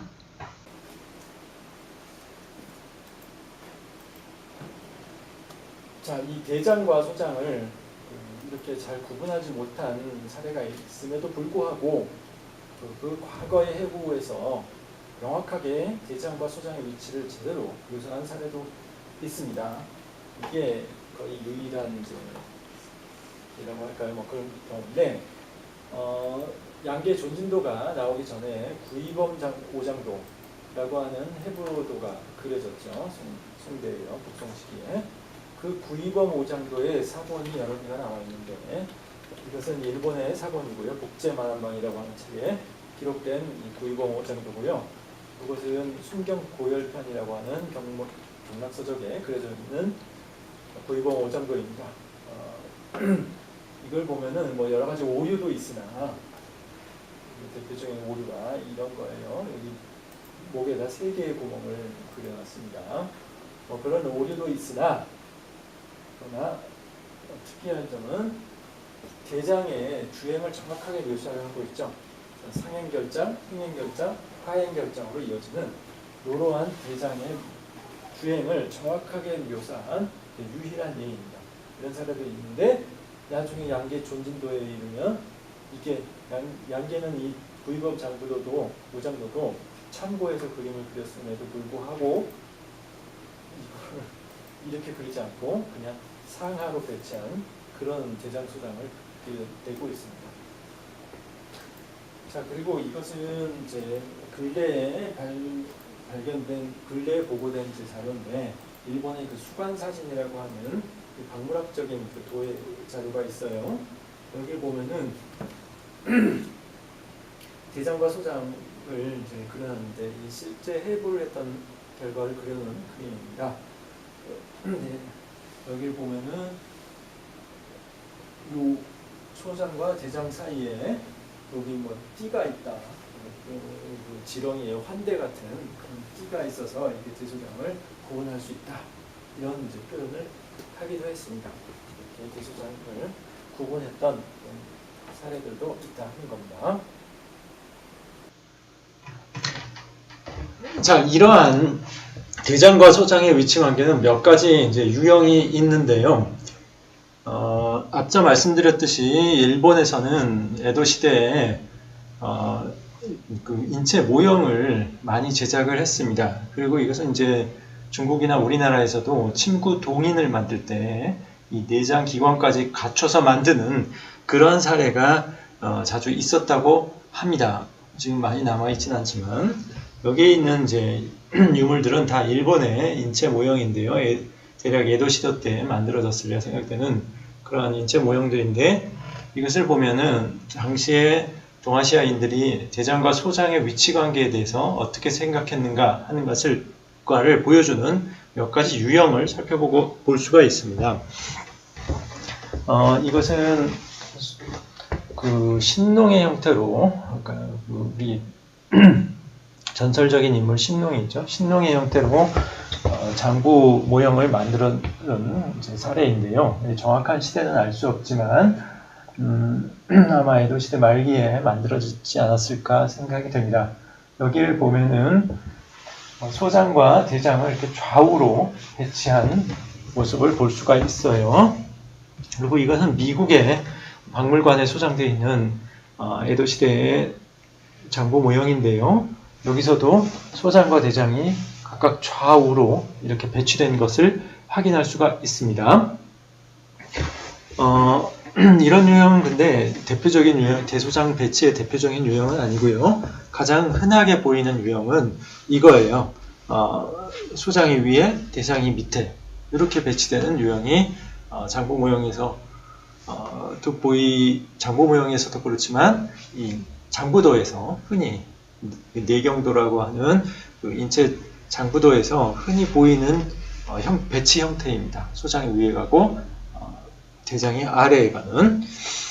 이것도 그런 거예요. 이거 아까 말씀드렸던 그 장부 모형인데요. 골격을 포함한 장부 모형인데 여기서도 이 대소장이 상하로 배치가 되어 있습니다. 그런데 여기 지금 이 장부 모형을 보면 이 아래에 있는 장기가 아마도 대장일 텐데요. 이 색깔이 좀 이상하게, 이게 붉은색으로 그려져 있고 위에 있는 장이 흰색에 가까운 색으로 채색이 되어 있습니다. 좀 이상한 형태예요. 오행적 관념에 따르자면 소장이 붉은색이죠. 근데 이게 아래에 그려져 있습니다. 어쨌든 이와 같이 그 위아래로 대장과 소장을 배치하는 형태가 장부도나 장부 모형에서 많이 보입니다. 그리고 이 모형은 영국의 웰컴 의학사 박물관에 소장되어 있다고 하는 장부 모형인데요. 이것을 보면은 전으로 대소장을 배치하고 있어요. 그래서 소장을 앞에, 대장을 뒤에 배치하는 이런 형태를 보이고 있습니다. 이거 굉장히 특이한 배치인데요. 이처럼 소장과 대장에 대해서 이렇게 딱딱 이렇게 뭉뚱그려서 좌우, 상하 또는 전후에 배치하는 이러한 유형들이 보입니다. 앞서 보여드렸던 이 구이범 오장도의 이런 상행결장, 횡행결장, 하행결장의 형태를 제대로 보여주는 그런 장부도들은 동아시아 장부도 중에 찾기가 어렵고요. 대개 그 유형들이 이렇게 대장, 수장을 한 뭉텅이로 한 구석에 이렇게 표현한 그런 장부도들이 주로 보이고 그것이 여기와 같이 몇 개 유형을 이루고 있습니다. 자, 괴소장에 대해서 내경은 사실 그 기능이라고 할 것은 크게 설명하고 있지 않습니다. 이렇다 할 기능이 없어요. 그러니까 우리가 알고 있는 대소장의 기능은 옛사람들은 다 위에다가 그것을 부여를 했습니다. 위가 우리가 알고 있는 대소장의 역할, 그 수화 흡수를 하는 수분까지 포함해서 그런 것들을 다 위가 담당한다라고 생각을 했어요. 그리고 대장과 소장의 기능의 차이에 대해서도 크게 언급을 하고 있지 않습니다. 내경에서는 더욱더 그래요. 그래서 내경에서의 묘사를 보면은 소장에서는 화물, 대장에서는 변화가 나타난다 라고 얘기를 하고 있는데 이게 사실 기능상의 구분이 없는 거죠. 네. 그나마 이제 난문 분수설이라고 해서 대소장 연접부에서 수분이 배출된다 라는 생각이 있은 후에는 이제 대소장의 기능에 있어서 약간의 차이, 그러니까 소장에서 이제 그 수분의 원액에 대한 이제 변화가 나타나고 그것이 이제 분리되니까 대장은 소변 상태에 영향을 미치지 못하는 장기로 간주가 된 거죠. 그러나 내경 시대에는 대입장에서 수분이 분리게 되기 때문에 그런 차이조차도 크지 않았던 겁니다. 자, 이렇게 내경 시대에는 대소장에 그렇게 뭐 이렇다 할 기능이 없는 데다가 대장, 소장이 그 기능상의 차이조차도 크지 않았던 이런 인식이 있었던 겁니다. 네. 다만 아까 말씀드렸듯이 그 그 하초에서 일부 진액에 일부 성분들이 재흡수되는 과정이 있었다 하는 것은 이제 아까 말씀드렸던 얘기고요. 나머지 유효 성분들은 다 위에서 흡수가 된다라고 생각을 했습니다. 자, 그 다음 이제 폐에 대해서 보도록 하겠습니다. 폐에 대해서 옛 장부도에서 묘사한 것을 보면 이러한 여러 가지 형태들이 있는데요. 가장 전형적인 형태는 이와 같이 잎사귀 모양으로 그려진 요거 유경도액의 그림인데요. 이런 형태가 가장 대표적인 폐의 그림입니다.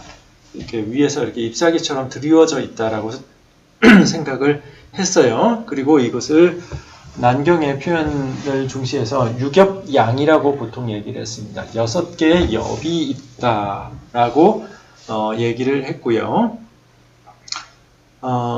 거기에 양이 2개의 귀가 있다라고 얘기를 했습니다. 근데 이 2개의 귀를 제대로 그린 그림을 보면은요, 예를 들어서 여기에 있는 사기섭생도라고 하는 이제 도가적 그림, 여기 이제 백호를 그려놓고 있죠. 해가 외행적으로 이 서방에 해당하기 때문에 서방 백호를 그려놓고 있습니다. 금의 장기죠. 그리고 이곳은 의림개착의 고인소의 장부도라고 해서 옛사람들이 그렸다라고 하는 그 장부도들을 자신이 그린 장부도에 앞서서 소개를 하고 있는데요. 거기를 보면은 여기에 이와 같이 양이 2개의 귀가 표현이 되어 있어요. 특이한 것은 여기 그 영소집주저료라고 하는 진수원의 책을 보면은 여기에는 특별하게 이 유겹양이가 이렇게 6개의 엽과 가운데에 이렇게 조그맣게 양이로 그 속에 표현되어 있습니다. 이 설명을 보면은 근데 특이하게도요. 이 유겹에 대해서 여러분들은 아마 앞에서 본 6개의 엽이라고 생각을 할 겁니다. 근데 여기 설명을 보면은 이게 전후로 그 유겹이 배치되어 있고 그 사이에 작은 귀가 있다라는 설명이 되어 있습니다. 그래서 좀 특이하게 파악한 그런 예입니다. 이 밖에 일본의 화한삼재도회를 보면은요, 유겹이 아니라 5엽으로 이와 같이 폐의 엽을 표시한 예도 있고요. 의림개착 1630년에 간행된 의림개착을 보면은 여기에 4개의 엽을 표시를 하고 있습니다. 4개의 엽을 이렇게 표시를 하고 있고요. 이건 식도입니다. 그리고 여기에 기관이 관통해서 관입되어 있는 것을 표현을 하고 있습니다. 이게 그 기관이고 이게 이렇게 나눠져서 이렇게 폐의 실질 속으로 들어가는 것을 표현을 하고 있어요.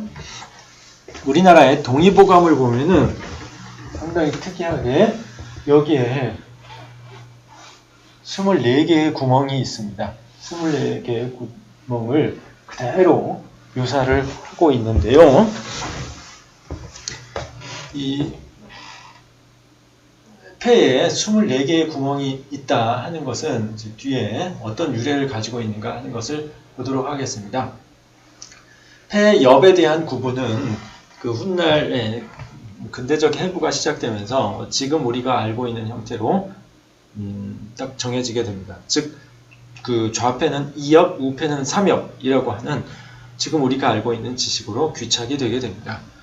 여기 1754년에 있었던 해부 사항을 기록한 1759년에 간행된 장지라는 책을 보면은 여기 우폐 2벽, 좌폐 1벽이라고 되어 있죠? 네, 그래서 우폐는 2개의 주름이 있고 좌폐는 하나의 주름이 있다라고 되어 있어요. 즉, 우폐는 3엽으로 구성되어 있고 좌폐는 2엽으로 구성되어 있다고 하는 거죠. 지금의 해부학적 지식과 일치하는 겁니다. 그리고 더 훗날에 이루어진 해부 기록인 해시편이라고 하는 책에는 이와 같이 이제 그림이 그려져 있는데 여기서도 정확하게 우폐는 3엽, 좌폐는 2엽임을 잘 표시를 하고 있습니다. 네, 정확하게 묘사를 하고 있죠. 조금 전에 그 동의보감의 폐장도에서는 24개의 구멍을 표시했다고 했는데요. 이런 이야기는 그 근거가 여기에 이런 문헌에 이제 보이고 있습니다. 24개의 구멍을 얘기한 것은 아니지만 이 구멍이 배치되어 있다라고 하는 얘기는 주갱의 주제점 내경론에 나옵니다. 여기 보면은 폐에는 아래로 구멍은 없는데 사방으로 그 빈 곳이 배치되어 있다. 그래서 이것으로 청탁지기, 청기와 탁기를 퍼뜨린다. 그리고 이것이 그 기의 관이 된다. 라는 이러한 설명이 주제점 내경론에 보입니다. 그리고 유한서의 송윤 병기 기 보명집, 흔히 보명집이라고 하는 이 책에는 폐의 형태는 사람의 어깨를 닮았는데 거기에는 2개의 포엽, 넓은 엽이 있고 하나의 소엽, 작은 엽이 있다. 그리고 중간에 2004개의 빈 곳이 있어서 이것이 그 행과 열을 이루고 있고 이것으로 제장의 청탁의 길을 퍼뜨린다. 이런 이제 설명이 보이고요. 이 2040이라고 하는 것이 활수의 14경 발휘에 이르면 이 24공으로 표현되어 있습니다. 24개의 빈 공간이 행과 열을 이루고 있다. 그래서 이것으로 제장 청탁의 길을, 제장의 청탁길, 청기와 탁기를 퍼뜨린다. 라는 설명이 보여요. 아마 24공이 맞지 않을까 합니다. 2040보다는 24공이 제대로 된 표현이 아니었을까 해요. 그리고 이게 더 훗날에 그 경락휴편 이런 책에 보면은 다시 이제 24공으로 인용이 되어 있고요. 앞서 봤듯이 동의보감에는 24개의 구멍이 요 표현 그대로 이렇게 그대로 그려져 있는 거죠. 그런데 여기 보면은 빌공자를 썼지 구멍공자를 쓰진 않았어요.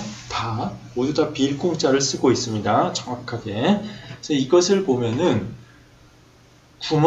폐 표면에 구멍을 생각했다기보다는 폐의 공동, 빈 곳을, 폐 내부의 빈 것을 얘기한 것이 아닌가 싶어요. 그리고 아래에 구멍이 없다라는 것을 이야기한 것을 봐도 이게 폐 표면에 구멍이 있다라는 얘기라기보다는 폐 속에 빈 공간이 이렇게 여러 개 있다라는 생각이 아니었나 싶습니다.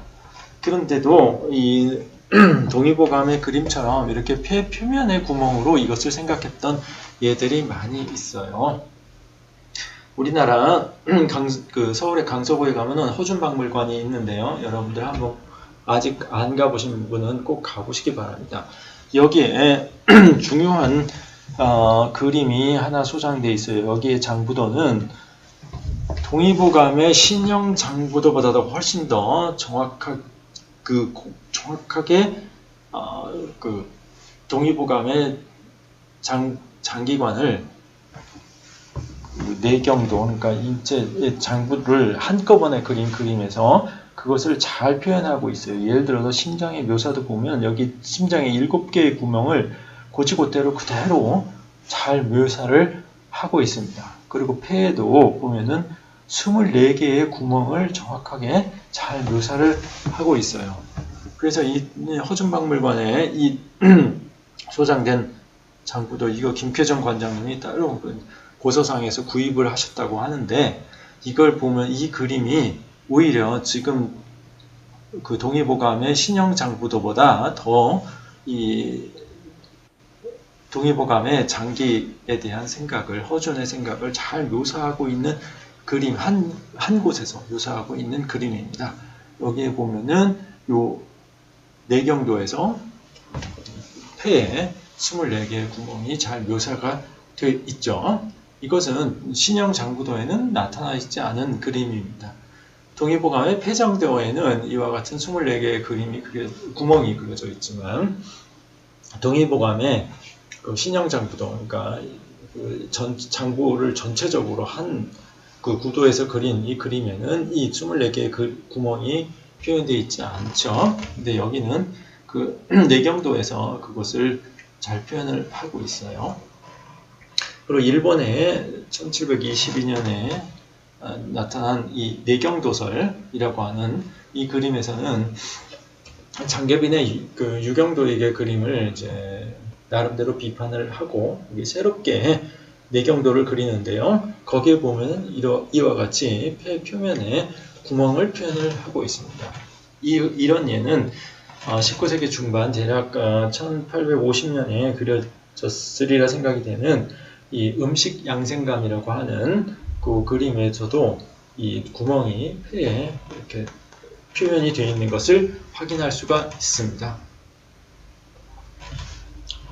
그런데 이제 실제 해부를 보고 나서 이러한 생각이 잘못되어 있다라는 것을 이제 보여준 예들이 이제 나타나게 됩니다. 여기 이 그림은 경열찬유라고 하는 1810년에 간행된 책에 있는 그림인데요. 여기를 보면은 하무 통교 아래로 구멍이 존재하지 않는다라고 표현을 하고 있고요. 대신 폐 내부에 많은 작은 구멍들이 있다, 작은 빈 곳이 있다라는 것을 이렇게 폐를 갈라보고 이제 표현한 그런 것을 확인할 수가 있습니다. 그리고 이게 이제 그 실제 해부가 일본에서 이제 이어지게 되는데, 여기서 보면은 이게 곧 과거 종래의 생각과 종래에 알려진 바와 달리 이 폐의 실질은 흉강으로 이 그 구멍을 통해서 이어지지 않는다라는 것을 잘 확인을 하고 있습니다. 예를 들어서 군기욱 해부도라고 하는 군기욱의 해부 기록을 보면요, 여기서 이렇게 대롱을 가지고 폐를 이렇게 불어서 폐를 이제 팽창시킵니다. 그러면 이와 같이 포도송이 같은 모양을 확인할 수 있다라는 것을 여기서 보여주고 있어요. 그리고 1800년경에 그려진 형사자 해체도라고 하는 근래에 보고된 그림에 의하면은요, 여기에 해부하는 사람이 직접 대롱으로 기관에다가 숨을 불어넣고 있는 모습을 볼 수가 있죠. 그래서 폐를 이렇게 팽창시키는 겁니다. 이것을 보면은 이 폐하고 흉곽 사이에 이렇게 빈 구멍이 있어가지고 이 바람이 여기로 빠져나가지 않는다는 것을 확인할 수 있는 거죠. 이런 생각을 여기서 직접 실험을 통해서 확인했다라는 것을 볼 수가 있습니다. 그래서 그 전까지는 이제 내경에서는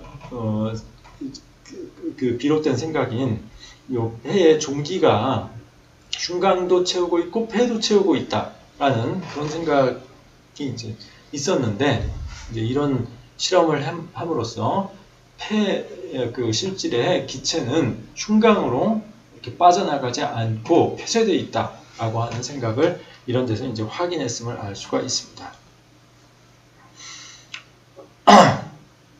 내경을 중심으로 폐의 생리를 그 구상적 생리를 얘기를 해보자면 혈액 순환에 중추가 된다는 것이 굉장히 중요한 겁니다. 그 폐를 기점으로 해서 혈액이 12경맥을 순환을 하게 되는 거죠. 네. 그 구체적인 순환 요소는 지난 제가 본 강좌에 혈액계 생리에 대해서 얘기했던 단원에서 말씀을 드렸습니다. 기본적으로는 12경맥을 중심으로 하는 그런 순환입니다. 그래서 그러한 순환의 기점과 종점이 되고요. 위기 순환에 있어서도 이게 축이 됩니다. 그 위기가 처음에 이제 생성돼서 순환을 시작하는 기점이 되는 거죠. 근데 아직 이제 확실하게 해결하지 못한 점이 이겁니다. 그 위기와 혈액이 1일 1회 폐에서 크게 만난다 또는 수태환경에서 크게 만난다라고 표현을 이곳저곳에서 하고 있는데요. 이 크게 만난다라는 것이 무슨 의미인가?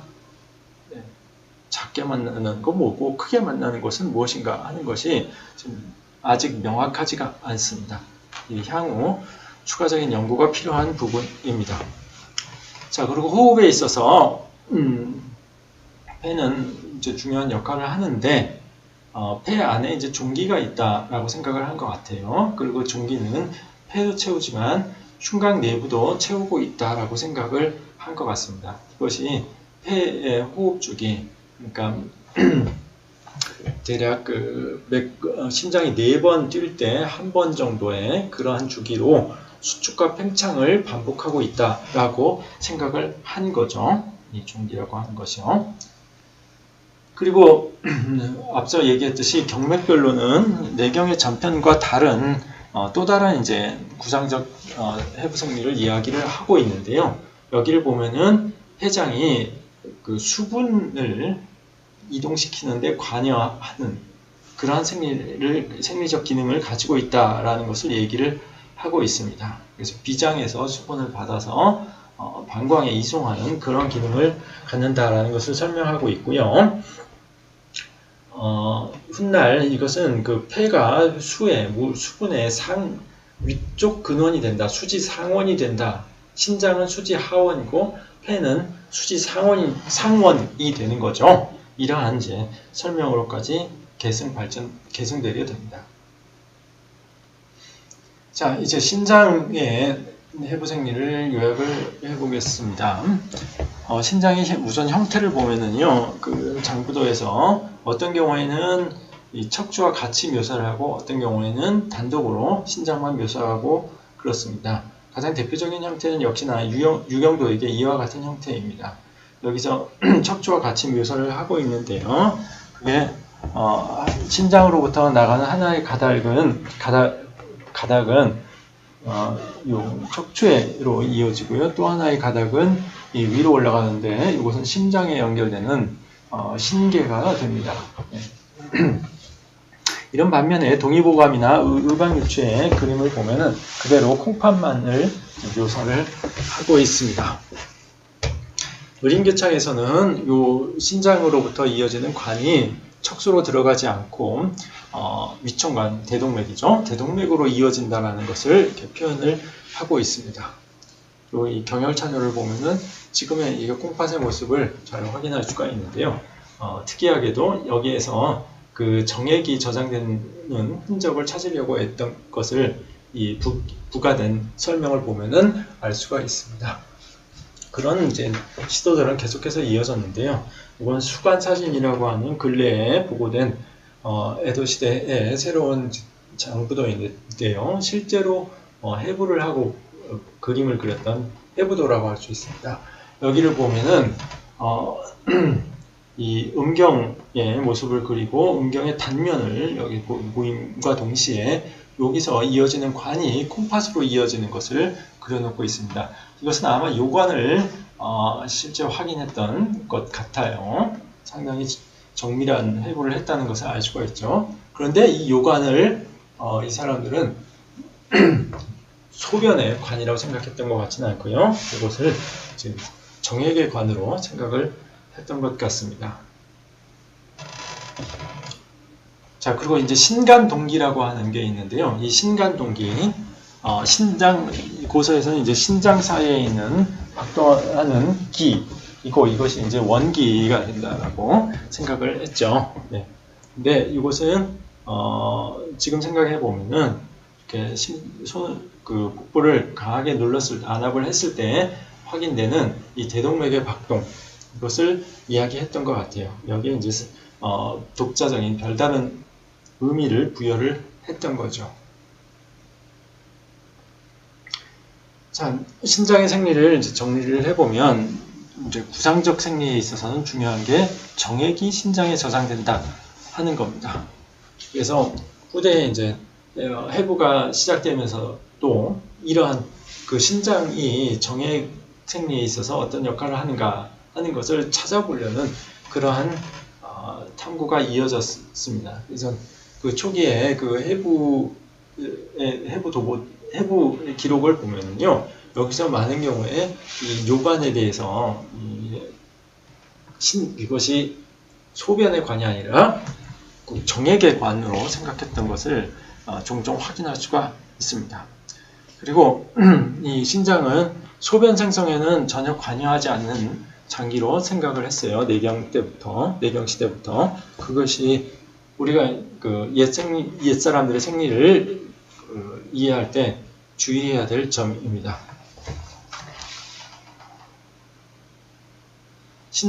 이 요관의 존재를 파악을 하고 그 다음에 그 요관의 의미가 소변을 수종하는 관이다라는 것을 명확하게 알게 된 것은 이게 서구의 의학이 전입된 이후의 일입니다.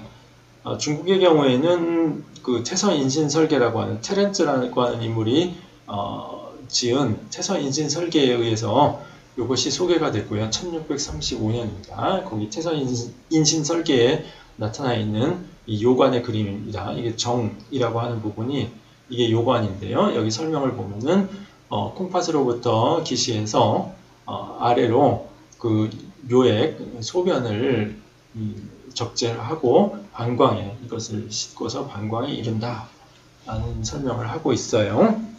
일본에서는 대략 100년 이상 뒤늦게 화란 의학을 통해서 이 네덜란드 의학을 통해서 요관의 존재가 알려지게 되는데요. 해체신서에서 그 요관의 역할을 소개를 하죠. 여기 해체신서에 요관의 모습을 정확하게 보여주고 있습니다.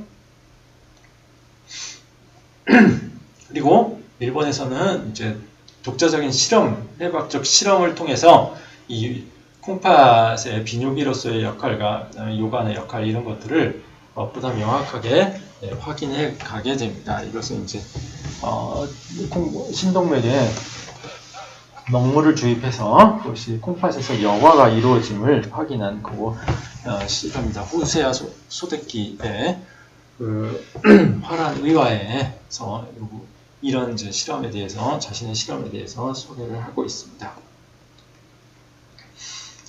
자, 방광에 대해서 보도록 하겠습니다. 방광의 여러 장부도들에서의 방광의 형태를 보면은요, 이와 같은 형태가 보이는데요. 가장 대표적인 것은 역시나 이제 유경도에게 형태, 이렇게 둥근 모습으로 그리고 하나의 출구를 그려놓은 이런 형태입니다. 그리고 위로부터의 구멍은 없다라고 생각을 했던 거죠. 요관의 존재를 몰랐기 때문에요.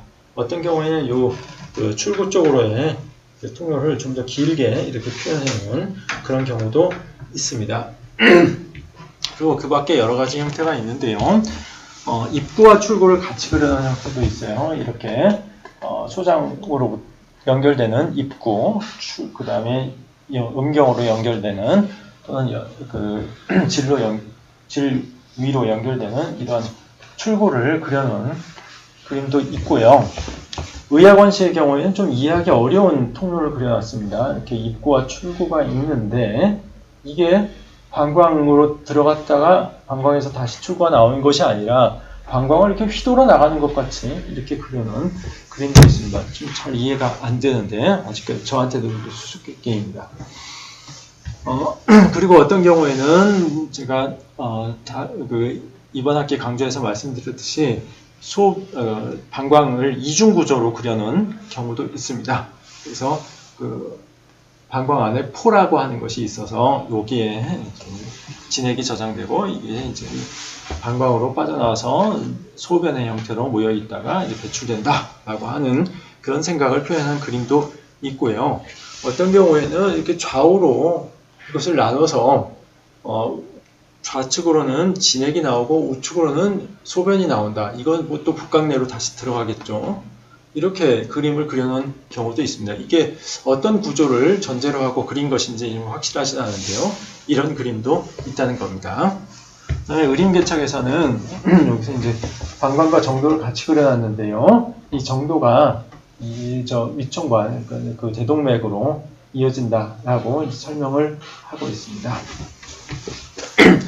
그리고 침구원추 같은 경우에는 좀 독특한데 여기 보면은 좌유 소장, 왼쪽에는 소장이 있고 우유 대장, 오른쪽에 대장이 있다고 되어 있죠. 그리고 2장지진, 방광은 방광에 이 두 장의 대장과 소장의 그 진액이 여기 방광으로 스며 들어간다 하고 이렇게 설명을 하고 있어요.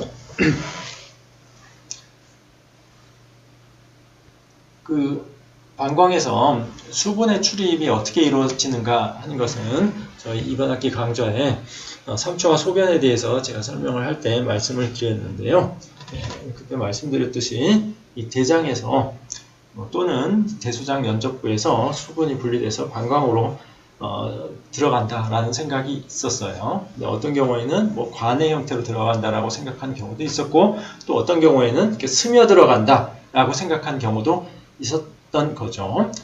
네. 근데 여기 화한삼재도회라고 하는 이 책의 설명을 보면은 여기서 재미있는 설명을 하고 있는데요. 여기 모두 다 기화를 거쳐서 이러한 이동과 변화가 일어난다라고 이야기를 하고 있는데, 방광에 들어갈 때도 이 물질의 변화가 있어야 되고 이것이 기의 화죠. 그리고 방광에서 진액이 소변으로 바뀔 때도 기의 화가 일어난다라고 얘기를 하고 있어요. 이게 잘 안 되면은 이 수분이 다시 대장으로 들어가서 설사가 일어난다라고 얘기를 하고 있죠.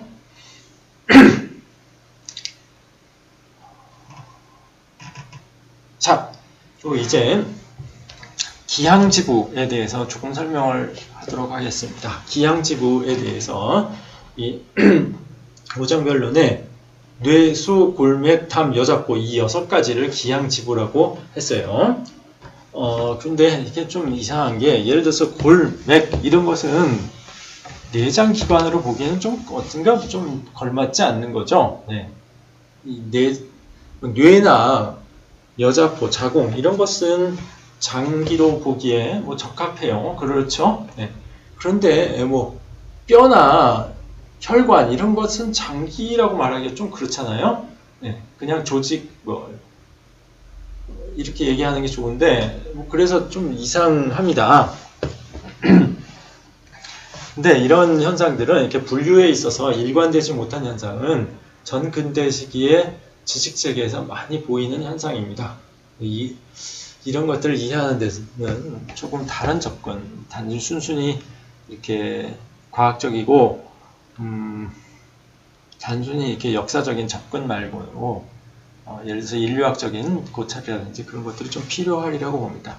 우리가 이해할 수 없는 또 다른 고대인들의 이제 사유체계라고 생각이 돼요. 자, 이런 것도 있고요. 그 다음에 뇌수가 있는데요.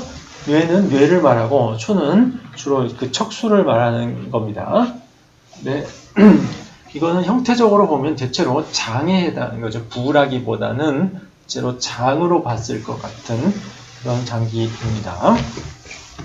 그리고 담과 여자포가 있는데 담은 원래 육부의 하나죠. 육부의 하나인데 제가 3초에 대해서 설명할 때 말씀드렸듯이 이게 음식물의 전화 과정에는 관여하지 않기 때문에 고대 생리학이 성립되면서 새롭게 이곳은 기항집으로 밀려났던 이제 그런 장기라고 할 수가 있습니다. 그리고 이제 여자포가 있는 거죠. 이런 장기들은 소위 장이 불사한다고 해서 내부에 어떤 물질을 간직하면서 쏟아내지 않기 때문에 부의 일반적인 성격과 다르다. 이 부의 일반적인 성격은 뭐냐? 물질을 받아들이고 또 바로 그것을 내보내고 끊임없이 받아들이고 내보내고 하는 것을 반복하는 장기를 부라고 생각을 했어요. 그래서 방광이라든지 위장이라든지 소장이라든지 대장이라든지 그런 게 다 그런 거죠. 그런데 이 장기들은 그렇지 않고 딱 갈무리하고 있다. 그래서 이것은 정상적인 부와 다르다 해서 기항지부라고 했다라고 내경에 설명을 하고 있죠.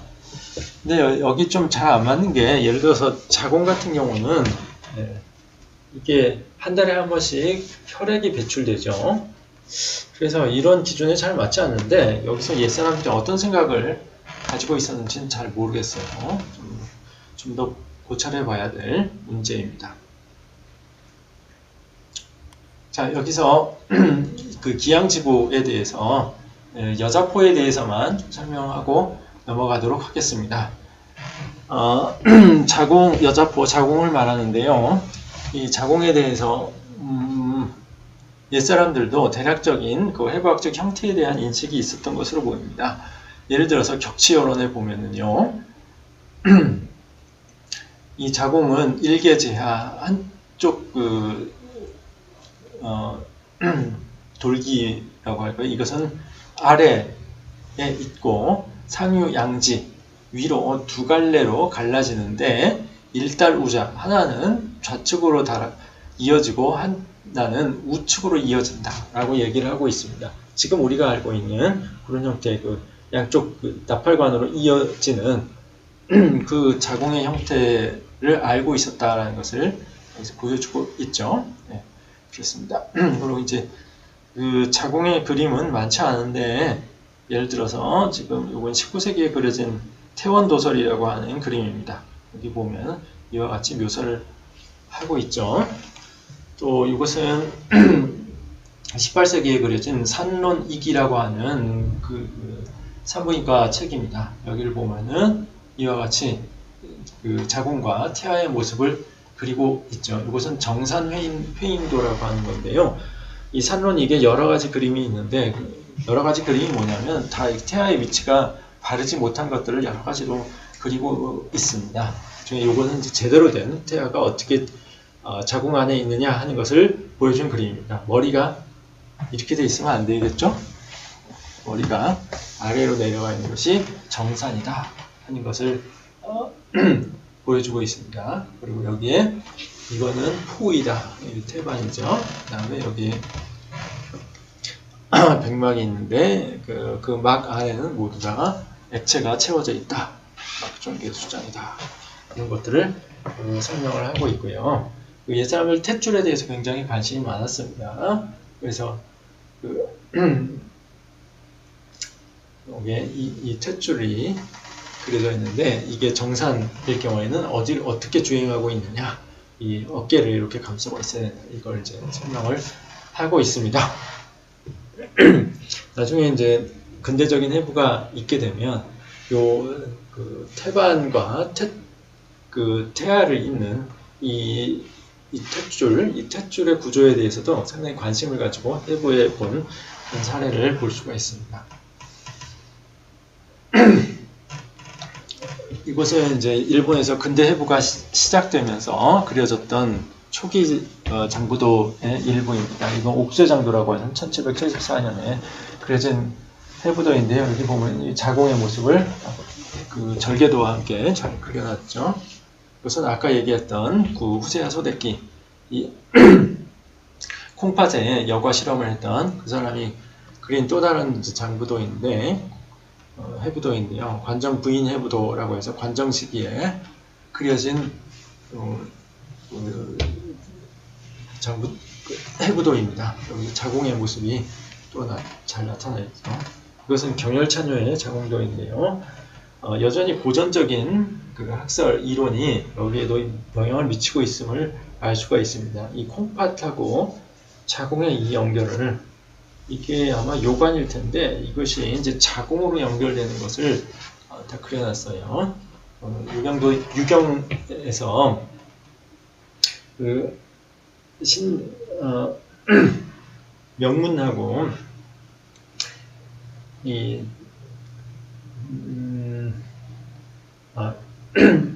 유경이 아니라 난경에서 이 명문과 생식기 사이의 연결을 얘기를 하고 있는데, 그런 것들을 염두에 두고 묘사를 하지 않았나 싶습니다.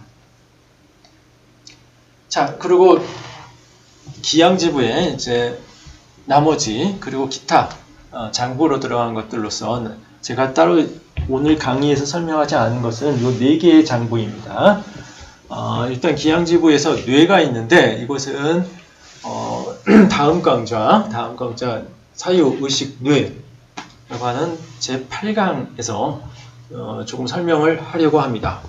그 다음에 수에 대해서는 이미 제가 강의를 했던 6강 정액의 생성과 배출, 여기에서 대략 설명을 드렸고요. 3초에 대해서는 본강좌의 4강 3초와 소변의 생성, 이 강좌에서 설명을 드렸습니다. 나머지 명문에 대해서는 제가 따로 이 본 강좌에서는 뭐 자세하게 소개하지는 않으려고 합니다. 다분히 인위적으로 만들어진 장기입니다. 심포와 비슷하게. 네, 그렇습니다.